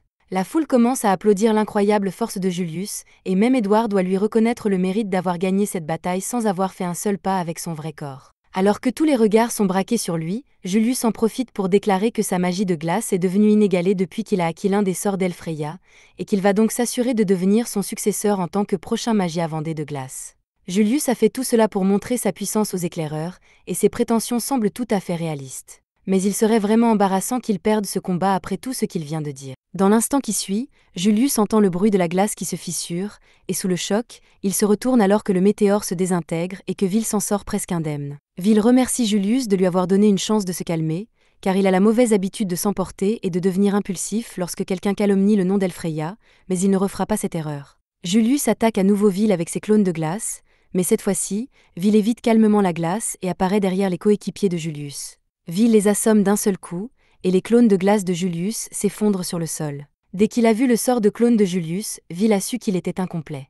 Julius pouvait utiliser le sort brièvement, mais il n'a jamais été capable de le maîtriser seul pendant de longues périodes, c'est pourquoi ses coéquipiers l'aident à lancer le sort. S'il doit faire tout cela juste pour imiter une fraction de la puissance d'Elfreya, Julius est loin d'être à la hauteur. Contrairement aux sorts de gardiens qui agissent par leur propre volonté, les clones de glace doivent être contrôlés activement, et il faut beaucoup de force mentale pour les gérer, ce que Julius n'a manifestement pas s'il avait besoin de l'aide de ses coéquipiers pour utiliser les clones de manière efficace. En somme, Vil traite Julius de fraudeur. Julius est furieux de la déclaration de Vil, il lui dit de se taire et l'attaque avec quelques-unes de ses roses de glace, mais Vil parvient facilement à les trancher toutes. Cependant, lorsque les roses touchent le sol, elles explosent, créant un autre écran de fumée et obstruant la vue de Vil suffisamment longtemps pour que Julius lance à nouveau ses clones de glace. Tous les clones commencent à tirer des boules de glace sur Vil, mais il peut facilement esquiver les attaques, quelle que soit la direction d'où elles viennent. Julius n'aime pas l'admettre, mais ce que Vil a dit à propos de son sort de clone incomplet est vrai. Il ne peut pas faire plus de 4 clones à la fois, et sans ses amis pour l'aider, il n'a qu'un contrôle limité sur les clones, donc le mieux qu'il puisse faire est de rester sur la défensive. Cependant, Vil n'a aucun moyen de savoir lequel est le vrai Julius, car tous les clones sont une image parfaite de lui et de son physique d'homme au sommet de sa forme. Vil ne le trouvera donc jamais. Qu'à cela ne tienne, Vil l'a trouvé. Surpris, Julius élève un mur pour se défendre de l'épée de Vil, mais ce dernier le transperce et envoie Julius voler avec un morceau de sa propre glace. Julius ne comprend pas comment Vil a pu le trouver si rapidement alors que tous les clones sont parfaitement identiques à lui. Mais Vil lui rappelle une différence essentielle, les clones sont faits de glace. La température corporelle des clones de glace est exactement l'inverse de celle de l'utilisateur. Cela signifie qu'ils sont très froids et normalement, avec un bon contrôle, le lanceur de sorts peut empêcher le froid de s'échapper du clone. Mais Julius n'a pas ce niveau de contrôle sur les clones, et le froid a fini par former de la glace sous les pieds de tous les clones. Julius ne comprend pas comment quelqu'un qui ne sait pas utiliser la magie connaît mieux que lui les tenants et les aboutissants de ce sort, mais il y a une raison simple à cela, Vil est l'ami d'Elfreya depuis qu'ils sont enfants. Ils ont grandi dans le même orphelinat, et Vil a donc eu l'occasion de voir sa magie de près à de nombreuses reprises. Il l'a adorée et étudiée, mais il n'a jamais été assez doué pour atteindre son niveau de talent.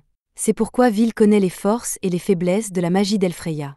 Julius demande à Vil de se taire, car il doit mentir. Elfreya est une magia vendée, et ce sort est l'un de ses arts secrets, alors comment Vil pourrait-il prétendre pouvoir le battre? Il tente de tirer un autre éclat de glace sur Vil, mais ce dernier bouge à peine en le tailladant et Julius tombe à ses pieds, vaincu. Vil dit qu'il respecte Julius et son talent, et qu'il est vrai que jusqu'à présent, aucun mage n'a réussi à reproduire un des sorts d'Elfreya, mais il a une mauvaise nouvelle pour lui.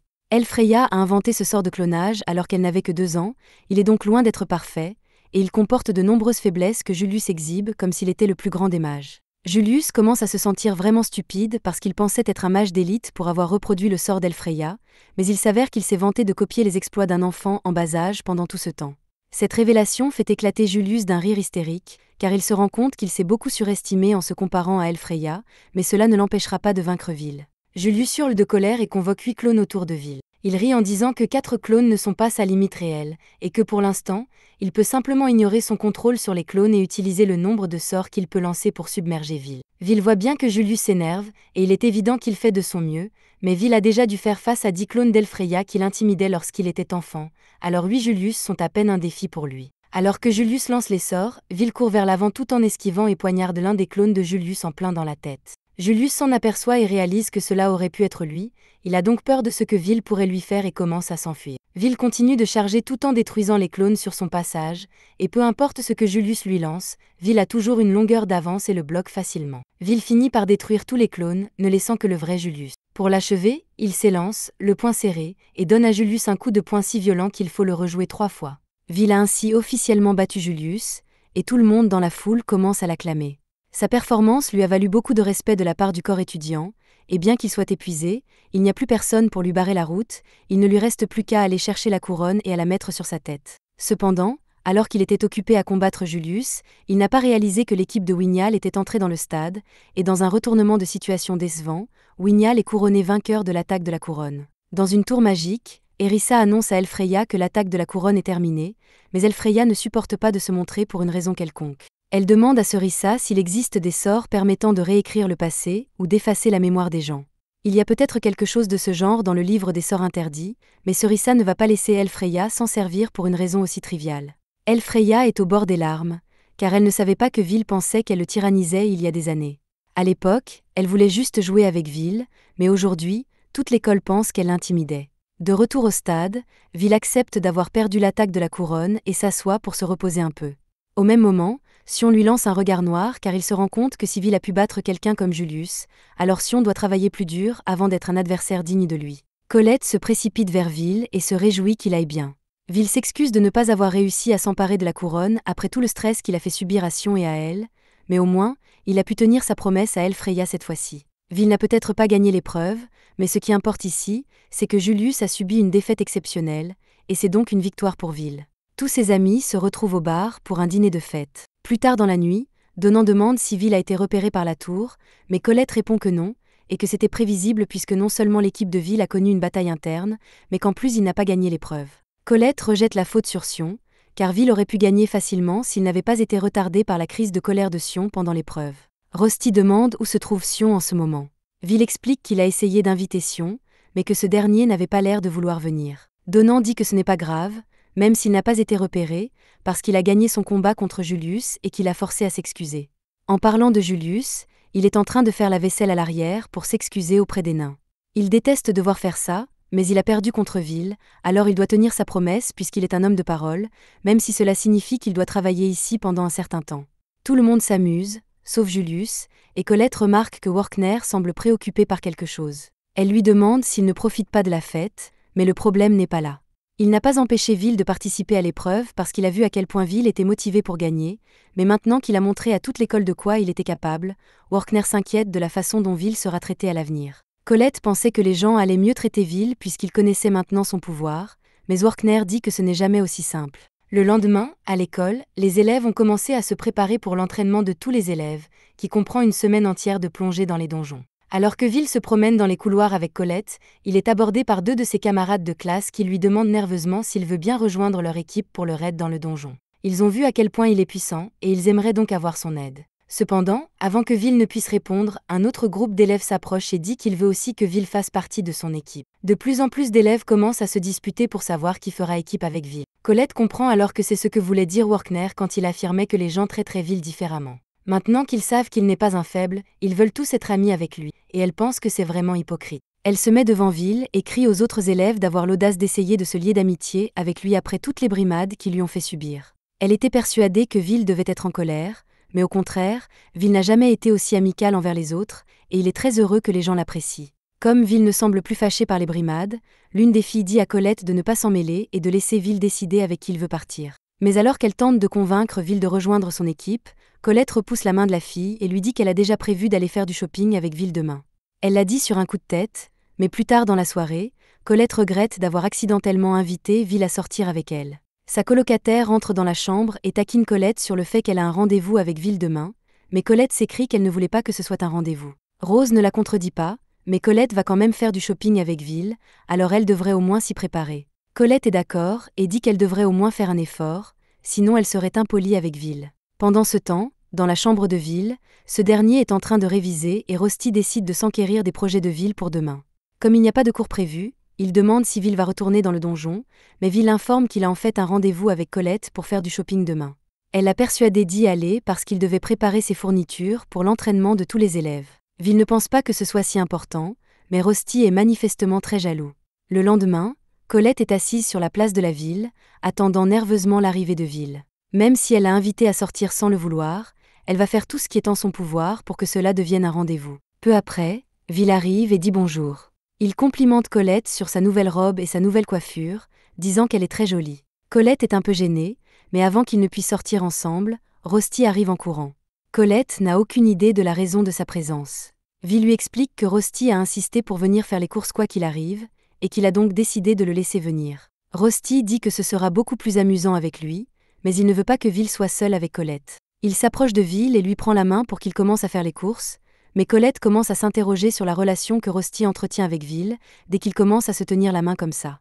Rusty a l'air d'essayer de lui voler Will, mais ce n'est pas encore gai parce qu'il porte des chaussettes. Tout au long de la journée, chaque fois que Colette essaie de passer du temps avec Will, Rusty s'interpose, si bien qu'à la fin du rendez-vous, elle n'a pas eu un seul moment avec lui. En l'absence de Rusty, elle demande à Will ce qu'il en est de sa relation avec Rusty, car tous deux sont bien trop proches pour être de simples colocataires. Elle accuse Rusty d'être secrètement une fille parce qu'il a un si joli visage, mais Will répond que ce n'est pas possible parce qu'ils prennent des bains ensemble et que Rusty a plus de longueur et de circonférence que Will. Bien sûr, Rusty est peut-être un peu tactile, mais il dit toujours « no homo », ce n'est donc probablement qu'une façon d'être amical. Rusty revient bientôt avec 2 boissons, en donne une à Colette et une à Will, mais ce dernier remarque que Rusty n'en a pas pris une pour lui. Rusty lui répond que ce n'est pas grave, qu'il peut partager le verre de Will. Colette en a assez des pitreries de Rusty et l'arrête en lui disant qu'il peut prendre son verre à elle, mais cela énerve Rusty, qui fait les yeux doux à Colette et dit à Will d'aller faire le reste de ses courses sans eux. Will discute un peu, mais finit par accepter de continuer sans eux. Dès qu'il est parti, Colette demande directement à Rusty s'il est vraiment le colocataire de Will, car elle a l'impression qu'il est beaucoup trop affectueux. Rusty se lève et va au-devant de Colette pour affirmer sa domination, en lui disant qu'il aime Will plus que quiconque et qu'il ne la laissera pas essayer de l'enlever. Colette tente d'affirmer qu'elle est également proche de Will puisqu'il se faisait des câlins jusqu'à il y a 4 ans, même si cela l'embarrasse d'y penser aujourd'hui. Rusty pense que ce n'est pas si grave, puisqu'il prend un bain avec Will tous les soirs, et qu'il est donc bien plus intime avec Will qu'elle ne l'est. Alors qu'ils se disputent pour savoir qui a le plus le droit de passer du temps avec Will, Will se rend à la forge en empruntant une ruelle. Mais alors qu'il marche, il entend quelqu'un l'appeler par son nom et se retourne pour trouver Léana derrière lui. Will est surpris de la voir ici, car il n'aurait jamais pensé que quelqu'un d'aussi renommé que l'élève numéro 1 aurait affaire à lui. Il lui demande si elle a besoin de quelque chose, et elle lui répond qu'elle aimerait lui parler de quelque chose. Elle dit que ce ne sera pas long et demande à Will de la suivre un peu. Après quelques pas, Will est conduit dans une pièce avec Julius, Wignall et Sion. Léana s'adresse alors à tout le monde et leur dit que si elle les a réunis, c'est parce qu'il s'agit du dernier trimestre de leur dernière année, ce qui signifie que l'examen pratique pour tous les étudiants est imminent, et qu'elle aimerait que les 5 forment une équipe. Sion et Julius refusent de croire que Léana leur propose d'ajouter Will à leur équipe, et Will ne comprend pas pourquoi Léana le fait venir à une réunion alors que 2 des personnes qui le détestent le plus sont présentes. Cependant, elle ne voit toujours pas en quoi c'est une mauvaise idée, et Will se rend compte qu'elle n'a aucune connaissance de la situation. Sion se lève pour menacer Will, mais avant que la situation ne devienne incontrôlable, Wignall brandit sa baguette et lance une magie d'illusion de haut niveau pour calmer tout le monde. Wignall dit qu'il n'y a aucune raison pour que Sion se mette soudain à agir de manière aussi barbare, et que tout le monde devrait au moins écouter ce que Léana a à dire avant de faire quoi que ce soit d'irréfléchi. Une fois tout le monde calmé, Léana leur explique qu'en prévision de l'entraînement de tous les élèves, elle veut former une équipe avec les meilleurs élèves de l'académie et tous ceux qui se sont distingués au festival. C'est pour cela que Will est ici, parce qu'il a des compétences que tous n'ont pas, et qu'elle a jugé qu'il serait un bon élément pour l'équipe. Julius dit qu'il ne pense pas que ce soit une bonne idée, car avoir quelqu'un comme Will qui ne peut pas utiliser la recherche ne ferait que les ralentir. Ce n'est pas parce qu'il a écrasé le visage de Julius qu'il serait un atout précieux pour l'équipe. Sion ne veut pas non plus que Will rejoigne l'équipe, mais c'est parce qu'il ne l'aime pas. Wignall estime qu'il est puéril de rejeter Will à cause de leur petite rancune. Will a déjà prouvé qu'il pouvait vaincre Sion et Julius, alors pourquoi pense-t-il qu'ils ont le droit de le mépriser ? Will possède une force brute incroyable et une agilité de monstre. Même si sa méthode n'est pas la plus sophistiquée, il a été capable de surpasser la magie la plus puissante de Julius et de Sion. Julius s'en prend à Wignall pour son attitude hautaine alors qu'il n'est que le numéro 2 des crédits, mais Wignall n'en a pas honte et dit que c'est précisément pour cela qu'il respecte l'opinion de Léana en tant que numéro 1. Si elle dit que Will est assez doué pour faire partie de leur équipe, alors Wignall respectera Will également. Cependant, il ne respecte toujours pas Julius ni Sion. Léana reprend la parole et dit à tout le monde qu'elle veut utiliser cette équipe pour escalader la tour. En tant que meilleure élève de l'académie, elle veut s'assurer un meilleur avenir, mais Will ne comprend pas pourquoi elle se donne tant de mal alors que sa performance au festival aurait dû être plus que suffisante pour qu'elle soit repérée par la tour. Léana admet que la faction du tonnerre l'a contactée, ce qui lui garantit une place après le diplôme, mais cela ne lui suffit pas. Tous les élèves de l'académie sont en fait les laissés pour compte qui n'ont pas été assez bons pour progresser avant le diplôme, et dans sa famille, il est courant que les mages meurent jeunes. Alors, pour éviter ce destin, elle veut viser le sommet et devenir une magie Avandar. Persuadée que tout le monde ici partage cette ambition, elle demande à tous ceux qui souhaitent former l'équipe de déposer une pièce dans le gobelet pour montrer leur engagement. Wignall est le premier à accepter sa proposition, car il n'y a pas d'équipe plus performante que la sienne. Julius accepte également car cela lui rapportera plus de crédits, tout comme Sion. Il ne reste plus que Will, qui ne sait pas quelle décision prendre. Tard dans la soirée, Will revient enfin auprès de Rusty et Colette, qui se sont fait un sang d'encre car ils n'avaient aucune idée de l'endroit où ils s'étaient rendus. Will ne leur explique pas où il était, mais il leur dit qu'il a décidé de rejoindre l'équipe de Léana pour l'entraînement des élèves. Plus tard, en classe, Workner donne aux élèves un briefing sur l'entraînement de tous les élèves et leur explique que les étages qui étaient auparavant interdits seront désormais déverrouillés, de sorte que les élèves pourront descendre aux étages 7 à 10, ce qui signifie qu'ils pourront gagner beaucoup plus de crédits qu'auparavant. C'est un événement qui permet aux étudiants de gagner plus de 1000 crédits d'un coup. Que ce soit pour rattraper des crédits manquants ou pour obtenir une sorte d'accomplissement, c'est vraiment une grande opportunité pour eux. Mais ils doivent aussi être très prudents, car certains d'entre eux risquent toujours de mourir. Par exemple, l'année dernière, 4 élèves ont été dévorés par des monstres. Des mesures ont été prises pour minimiser les risques en plaçant des professeurs à des endroits clés pour assurer la sécurité des étudiants, mais cela n'a jamais empêché les gens de trouver de nouvelles façons de se faire tuer. L'équipe de Léana entre dans le donjon et, pour une raison inconnue, Colette a décidé de l'accompagner alors qu'elle n'était pas invitée. Lorsque Léana le lui fait remarquer, Colette se met sur la défensive, disant qu'elle doit aller là où Will va. Rusty voulait aussi venir, mais comme il est artificier, il doit rester au camp de base pendant toute la durée de l'examen. Il a tout de même préparé de nombreux objets magiques pour Vil. Sans plus attendre, l'examen d'entraînement pour tous les élèves commence. Le seigneur Cario est informé du début de l'examen pratique pour tous les élèves, mais il ne se souvient pas avoir signé pour être le représentant de Magia Vendée, alors il ne voit pas pourquoi il devrait s'en préoccuper.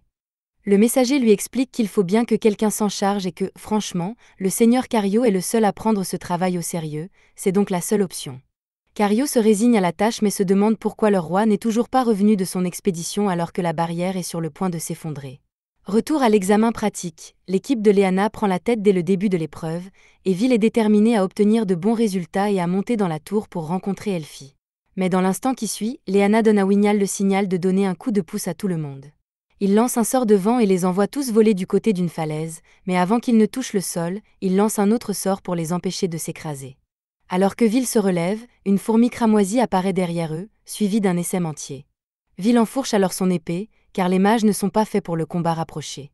Cependant, Vil l'arrête et lui dit qu'il n'a pas besoin de faire quoi que ce soit pour l'instant, car Léana peut se débrouiller toute seule.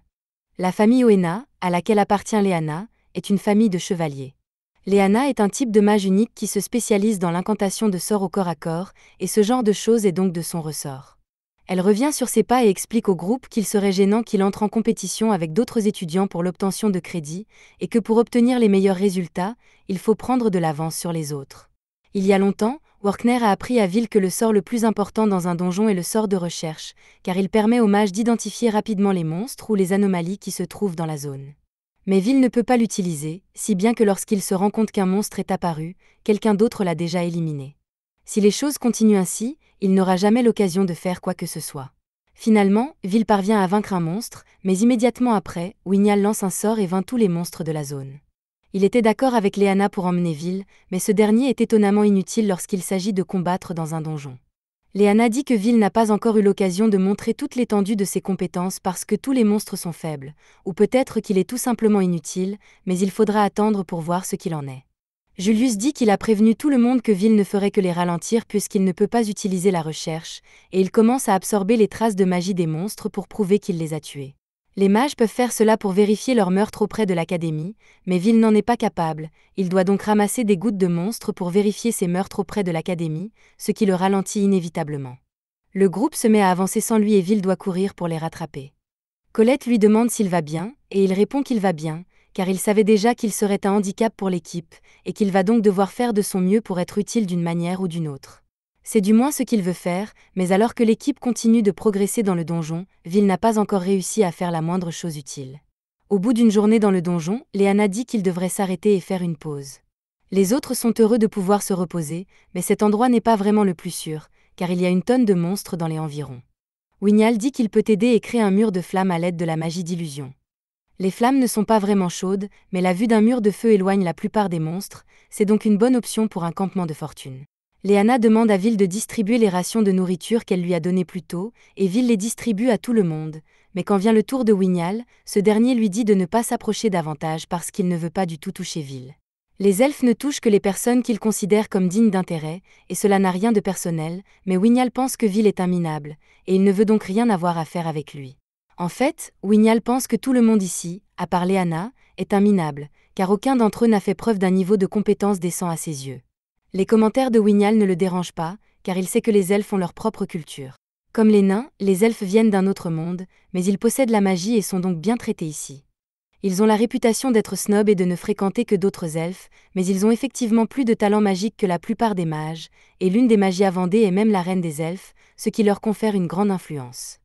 Une fois que tout le monde est assis, Léana dit qu'elle veut discuter du plan une dernière fois. Elle rappelle à tout le monde que son but ultime est de vaincre Nébrus, le boss qui garde le 10e étage du donjon. Il vaut à lui seul plus de 100 crédits, et il est assez courant que des étudiants meurent en le combattant, Léana veut donc être bien préparée au combat le moment venu. Wignal est d'accord avec son idée, mais il commence à en avoir assez de devoir combattre des monstres faibles, alors il suggère qu'il passe directement au combat contre le boss. Léana est d'accord avec lui et dit qu'ils prendront le chemin le plus court jusqu'au 10e étage afin de conserver la magie pour le combat, et qu'ils pourront continuer à chasser les monstres normaux après. Vil hésite à se battre contre un boss d'étage, mais il n'a gagné que 5 crédits aujourd'hui, il doit donc travailler plus dur s'il veut tirer le meilleur parti de cet examen. Alors que l'équipe commence son voyage vers le 10e étage, nous jetons un coup d'œil plus loin dans le donjon, où nous voyons deux personnes parler, et l'une d'entre elles vient de tuer deux étudiants parce qu'elle les trouvait ennuyeux, donc ces types sont clairement dangereux. De retour avec le groupe de Vil, Julius est confiant car il continue de voir des cadavres de monstres partout, mais il n'y a pas d'autres équipes dans la région, donc c'est un mystère de savoir ce qui a pu faire ça. Vil examine l'un des monstres morts et découvre qu'il n'y a aucune trace de magie sur lui, il a donc dû être tué par la force brute. Pour l'instant, Leanna choisit d'ignorer cet étrange scénario et demande à tout le monde de se préparer au combat, car le repère de Nébrus se trouve juste devant eux. Mais alors qu'ils s'approchent, Vil reste sur ses gardes car le donjon est incroyablement silencieux, d'autant plus qu'il est censé s'agir du repère d'un monstre boss. Maintenant qu'il y pense, ils auraient déjà dû rencontrer Nébrus. Vil lève sa lanterne, à sa grande surprise, il découvre que quelque chose a déjà tué le boss de l'étage. Leanna demande donc à tout le monde d'utiliser la recherche rapidement pour le localiser, mais il ne trouve rien. La fouille est incroyablement utile dans un donjon, mais elle a ses défauts, comme la difficulté de détecter les pièges bien faits et les autres mages capables d'utiliser le contre-soride. De plus, certains monstres sont tout simplement capables d'éviter d'être détectés par le sort de recherche. Sachant cela, Vil fait appel à ses sens et entend un bruit venant d'au-dessus d'eux. Il lève la tête et voit un monstre terrifiant qui s'apprête à les frapper d'un rayon laser. Il avertit tout le monde de s'écarter, au moment où le rayon est lancé, il fait de son mieux pour retarder l'impact afin que les autres ne soient pas touchés. Dans le chaos, le monstre se faufile derrière Wignal, et il est le premier à être touché. Maintenant que tous les autres connaissent la position du monstre, ils commencent à lancer leur sort d'attaque pour le vaincre. Cependant, avant qu'ils ne puissent terminer, le monstre frappe le sol et fait s'effondrer le plancher sous eux, les envoyant tous plus profondément dans le donjon. Vil est le seul à pouvoir réagir à la situation, et comme Wignal est toujours inconscient, il se précipite vers lui pour s'assurer qu'il survivra à la chute. Vil et Wignal finissent par tomber dans cette zone rouge, et Vil remarque que le bras de Wignal est gravement blessé. Il aimerait le soigner, mais comme ils sont tombés du 10e étage, ils doivent se trouver au 11e étage. Sion et Julius se sont retrouvés dans la même zone, et ils sont absolument terrifiés car le 11e étage est une zone dangereuse à laquelle seuls les mages peuvent survivre. De même, Leanna se rend compte de la gravité de la situation dans laquelle elle se trouve, car les monstres de cet endroit sont nettement plus puissants que ceux des autres étages. Pour ne rien arranger, elle est blessée par la chute. Elle dit que sa blessure n'est pas si grave et que c'est une bonne chose qu'elle ait atterri ici avec Colette, mais qu'il est dangereux pour elle d'être séparée des autres pendant longtemps, car cet étage est imprévisiblement dangereux. Nous découvrons le passé de Wignal, qui a apparemment été exclu de sa société parce qu'il était faible, ce qui l'a traumatisé depuis. Il se réveille au son d'une tête de serpent géante qui tombe à côté de lui, et il est confus, car il ne croit pas que Vil soit capable de tuer une chose pareille. Vil est heureux de voir que Wignal est à nouveau réveillé, mais alors qu'il s'approche de lui pour l'aider, Wignal repousse la main de Vil en disant qu'il refuse de toucher un raté sans talent. Vil lui dit qu'il se fiche que Wignal le déteste ou qu'il ait des préjugés à son égard, mais que Wignal ne tiendra pas longtemps dans cet état s'il ne soigne pas son bras. Wignal se rend compte que Vil a raison, mais il insiste pour soigner son bras tout seul, et il veut juste que Vil lui apporte les fournitures. Une fois que Wignal a fini de se soigner, Vil commence à réfléchir à la situation, et tout porte à croire qu'ils sont dans le pétrin. Wignal est blessé, il ne sera pas aussi fort que d'habitude, et leurs bagages ont été détruits. Heureusement, Vil a encore les objets magiques que Rosti lui a préparés, et il a aussi les rations de nourriture avec lui. Colette et les autres devraient avoir au moins quelques jours de provisions dans leur sac personnel, de sorte qu'ils devraient pouvoir survivre seuls pendant un certain temps. Mais dans ces conditions extrêmes, il est impossible de prévoir ce qui peut arriver. Vil doit donc les retrouver avant que quelqu'un ne meure. Il dit à Wignal qu'ils doivent agir, mais Wignal insiste sur le fait qu'il vaut mieux rester tranquille et attendre de l'aide. Vil lui répond que c'est une idée stupide car ils ont déjà été attaqués par un monstre serpent, et avec ce monstre au 10e étage il n'y a aucune chance que les secours arrivent de sitôt. De retour à l'un des camps de base, tout le monde est paniqué car le camp a été attaqué par des dizaines de monstres. Workner appelle le professeur Alisa et lui demande ce qui s'est passé. Elle l'informe qu'il y a eu une ruée de monstres et que 2 des autres professeurs ont été tués. Leur tête a été arrachée de leur corps. Elle a également perdu le contact avec les camps de base des 9e et 10e étages, et pense que la situation doit être mauvaise là-bas aussi. Workner pense que ce n'est pas une coïncidence si toutes ces catastrophes se sont produites en même temps, et il suppose que cela a peut-être été planifié par quelqu'un. Pour l'instant, l'entraînement est officiellement annulé, et Workner et Edward se précipitent pour aider les élèves, tandis que Rosti reste à l'arrière-plan, l'air très inquiet. Au 11e étage, Vil et Wignal se feraient un chemin dans le donjon. Wignal est extrêmement paniqué, il n'arrête pas de lancer des recherches pour s'assurer qu'il n'y a pas de monstre à proximité, mais Vil lui dit qu'il devrait arrêter de le faire aussi souvent, car il finira par épuiser toute sa magie. Wignal dit qu'il doit rester en alerte au cas où il tomberait dans une embuscade, mais Vil lui dit qu'il n'a pas à s'inquiéter car il a tout prévu. Les sens de Vil sont capables de détecter les monstres dans un rayon de 70 mètres, tandis que les recherches de Wignall peuvent aller jusqu'à 200 mètres. Ce dernier doit donc encore utiliser la recherche pour repérer les monstres éloignés, mais Vil s'occupe des espaces restreints. Tout ce que Vil a dit est parfaitement logique, mais Wignall ne comprend pas comment Vil peut être aussi détendu alors qu'ils sont bloqués dans cet endroit terrifiant.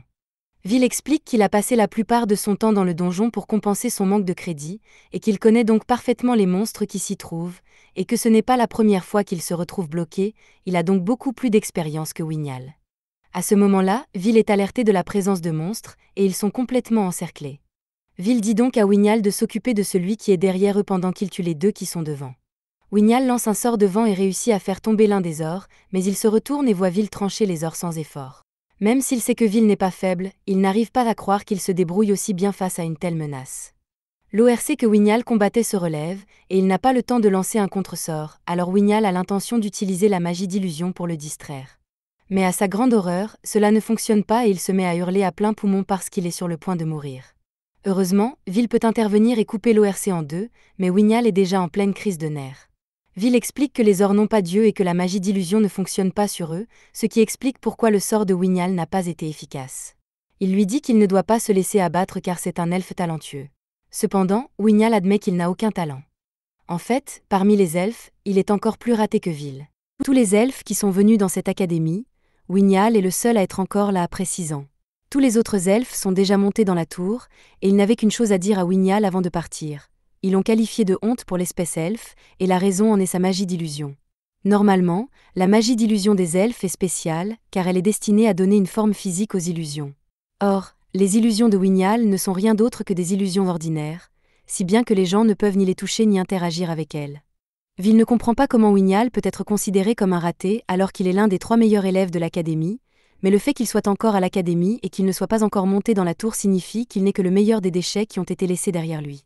Léana est du même avis car, quelle que soit sa position au sein de l'académie, si l'on est vraiment talentueux, on montera dans la tour d'une manière ou d'une autre. Au cours des 6 dernières années, Léana a dû voir ses pairs talentueux la laisser derrière eux, et c'est à ce moment-là qu'elle a compris. Elle n'est pas assez bonne pour que la tour la recrute. Même son titre de numéro 1 de l'académie n'a aucun sens car, dans le grand ordre des choses, l'académie n'est qu'une petite mare dans un vaste océan, et seuls les vrais talents peuvent se faire un nom. Wignall a appris cette leçon dès son plus jeune âge, et elle lui a été transmise par sa sœur de lait, Éléanore. Ils ont été élevés ensemble et Wignall l'aimait beaucoup, si bien qu'il voulait rester à ses côtés pour toujours. Cependant, un jour, alors qu'il pratiquait la magie avec Éléanore, elle lui demanda d'essayer. Même si c'était la première fois qu'elle tenait une baguette, elle était capable d'utiliser la magie à un degré extraordinaire, ce qui faisait d'elle une candidate pour devenir la nouvelle reine des elfes et magie à Vendée, et elle fut donc retirée à Wignall. Il fit de son mieux pour la rattraper en entraînant sa magie jusqu'à ses limites, mais quoi qu'il fasse, il resta toujours inférieur au reste de son peuple. C'est pourquoi il méprisait les autres mages, comme Vil, parce qu'il n'était pas sûr de lui. Wignall s'attendait à ce que Vil se moque de lui après avoir entendu son histoire, mais au contraire, Vil sourit parce qu'il a quelque chose en commun avec Wignall. Wignall dit à Vil qu'il n'a pas besoin d'essayer de le réconforter. Dans son état actuel, Wignall pense qu'il ne serait rien d'autre qu'un obstacle pour Vil, et qu'il n'a donc rien contre le fait d'être abandonné. Vil se lève et dit à Wignall qu'il ne l'abandonnera pas et qu'il n'a pas à s'inquiéter d'être un obstacle, car Vil est sûr que Wignall est un elfe extraordinaire, et Vil le protégera jusqu'à ce qu'il soit capable de se remettre sur pied et de se battre. Quelques minutes plus tard, Wignall et Vil combattent toutes sortes de monstres à cet étage, et tout ce qu'ils ont rencontré jusqu'à présent était de niveau 5 ou plus, ce qui devrait normalement être trop difficile à gérer. Pourtant, Vil tue les monstres presque sans effort, comme si de rien n'était. Une fois que Vil a terminé, il revient vers Wignall pour s'assurer qu'il va bien, mais Wignall ne comprend pas pourquoi Vil s'est mis en danger pour quelqu'un comme lui, alors qu'il n'y est pas obligé. Vil lui répond qu'il le fait parce qu'il est sûr que Wignall est un bon gars. À ce moment-là, Vil sent quelque chose derrière eux, et lorsque Wignall lui demande ce que c'est, Vil lui répond qu'il a entendu un bruit étrange. Wignall utilise la fonction recherche pour examiner la zone, mais il ne voit rien à proximité, et c'est parce que le bruit ne provenait pas directement d'un monstre, mais du donjon en train de donner naissance à un monstre. Wignall et Vil restent vigilants, mais tout à coup, un bouton de donjon s'ouvre au-dessus d'eux, et un liquide vert commence à en sortir, tandis que des monstres émergent. Vil les reconnaît et tente immédiatement de les tuer avec une explosion. Ces monstres s'appellent Belcar et sont réputés difficiles à vaincre car ils sont immunisés contre toutes les attaques physiques et très résistants à la magie. La seule chose efficace contre eux est la magie d'illusion elfique, et il n'y a nulle part où fuir. Vil demande donc à Wignall de lui prêter sa force pour qu'ils puissent vaincre ces monstres ensemble. Wignall fait une dépression et dit à Vil qu'il ne peut pas le faire. Il sait que sa magie d'illusion est défectueuse et que même s'il fait de son mieux, il se trompera inévitablement d'une manière ou d'une autre. Vil lui répond qu'il n'y a pas de mal à se tromper de temps en temps, que les erreurs arrivent et qu'il n'y a rien qu'il puisse faire, car aucun d'entre eux n'est un génie. Wignall tente d'avertir Vil que s'il gâche la magie de l'illusion, il risque de mourir, mais Vil lui assure qu'il ne se laissera pas mourir. Il rêve d'atteindre la tour et de retrouver Elfaria. En attendant, la mort n'est pas une option pour lui. Wignall reste sans voix en constatant que Vil et lui sont tous deux considérés comme inférieurs, mais que Vil n'a jamais laissé cela l'empêcher d'aller de l'avant, ce que Wignall admire. Les Belcars commencent leur attaque et Vil se précipite pour les distraire. Cependant, son épée n'est pas en mesure de faire le moindre dégât, alors Wignall doit vraiment se ressaisir et faire quelque chose. Il lève sa baguette pour lancer son sort, en espérant qu'il fonctionne correctement cette fois-ci, mais à sa grande horreur, sa magie n'a aucun effet sur les Belcars, et il pense que Vil va mourir à cause de son incompétence. Tous les Belcars visent Vil, mais à la dernière seconde, Kiki vient à son secours et crée un bouclier pour le protéger. Vil crie à Wignall qu'il n'a qu'à réessayer parce qu'il croit en lui, et entendre les mots « Je crois en toi » de la bouche de Vil signifie beaucoup pour Wignall. Même son propre peuple n'a jamais cru en lui, mais cela n'a plus d'importance, car tant que Vil croit en lui, Wignall ne le trahira pas, et il n'abandonnera certainement pas l'idée de rattraper Eleanor un jour. Avec une nouvelle motivation, Wignall est enfin capable de lancer correctement sa magie d'illusion et de créer une forêt qui détruit tous les Belcars. Vil est heureux de voir que Wignall a enfin réussi, mais en se retournant, il voit Wignall à genoux sur le sol. Wignall veut s'excuser officiellement auprès de Vil pour son comportement grossier de tout à l'heure, car il réalise maintenant que Vil est vraiment un guerrier digne de respect. Vil sourit et dit qu'il a toujours respecté Wignall, il lui tend la main et ils se serrent tous les deux pour consolider leur nouvelle amitié. Ensuite, Vil sort une carte magique que Rosti a fabriquée pour lui et qui, grâce au sang de l'utilisateur, est capable de créer automatiquement une carte de la région. De plus, Kiki se souvient encore de l'odeur de Colette et de Sion, donc tant qu'il y aura des traces d'eux, elle pourra les retrouver. Pendant ce temps, Julius et Sion se feraient un chemin dans le donjon. Julius commence à avoir soif et demande à Sion s'il a encore des rations d'eau.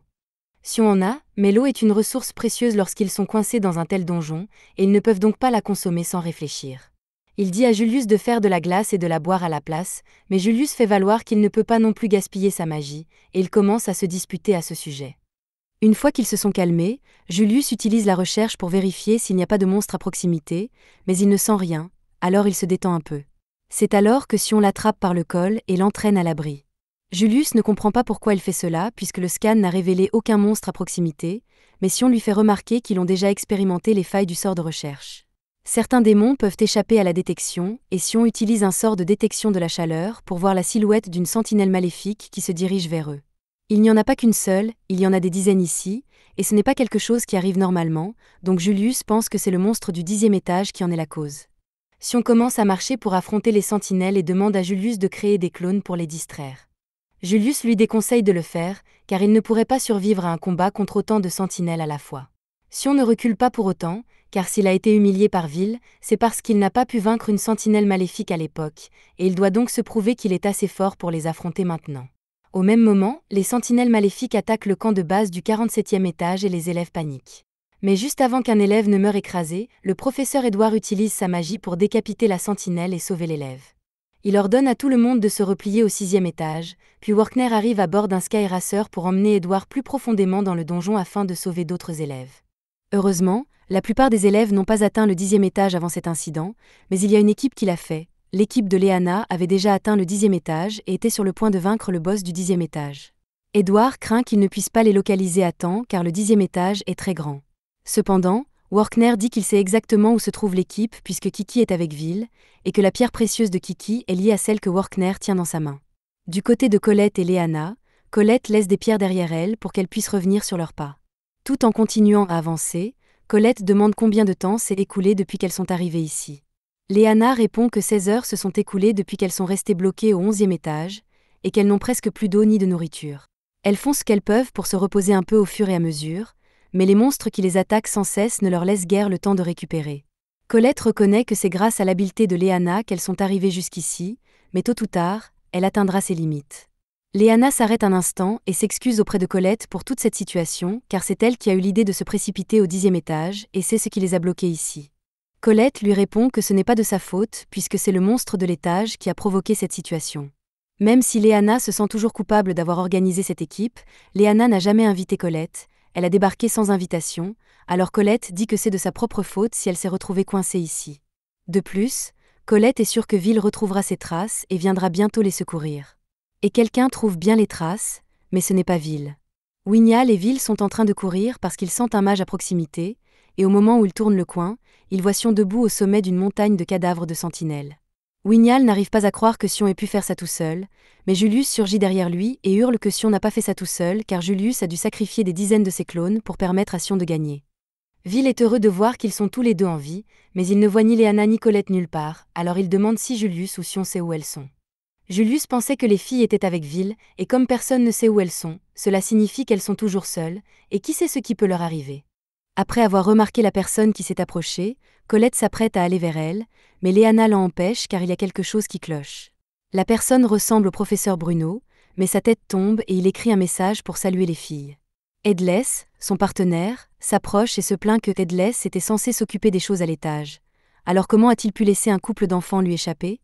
Headless répond que Duke n'a pas réussi à les tuer immédiatement et qu'il a provoqué la formation d'un trou dans le donjon qui a conduit les enfants jusqu'ici. Mais Mars ne se soucie pas de l'explication, il veut juste qu'aucun témoin vivant ne signale leur présence ici. Alors qu'ils sont encore en train de se parler, Colette les accuse d'avoir tué leur professeur, et Headless ne le nie pas. En fait, il affirme fièrement que Mars et lui sont des méchants qui veulent détruire le faux ciel. Mais cela n'a aucun sens, la barrière est la seule chose qui empêche le céleste de s'approcher, donc ces types doivent essayer de provoquer la calamité dont le lore nous avertit. Sans-Tête estime qu'il en a assez expliqué, alors il dit qu'il va prendre les têtes des filles maintenant et lance un sort d'entaille sur elles.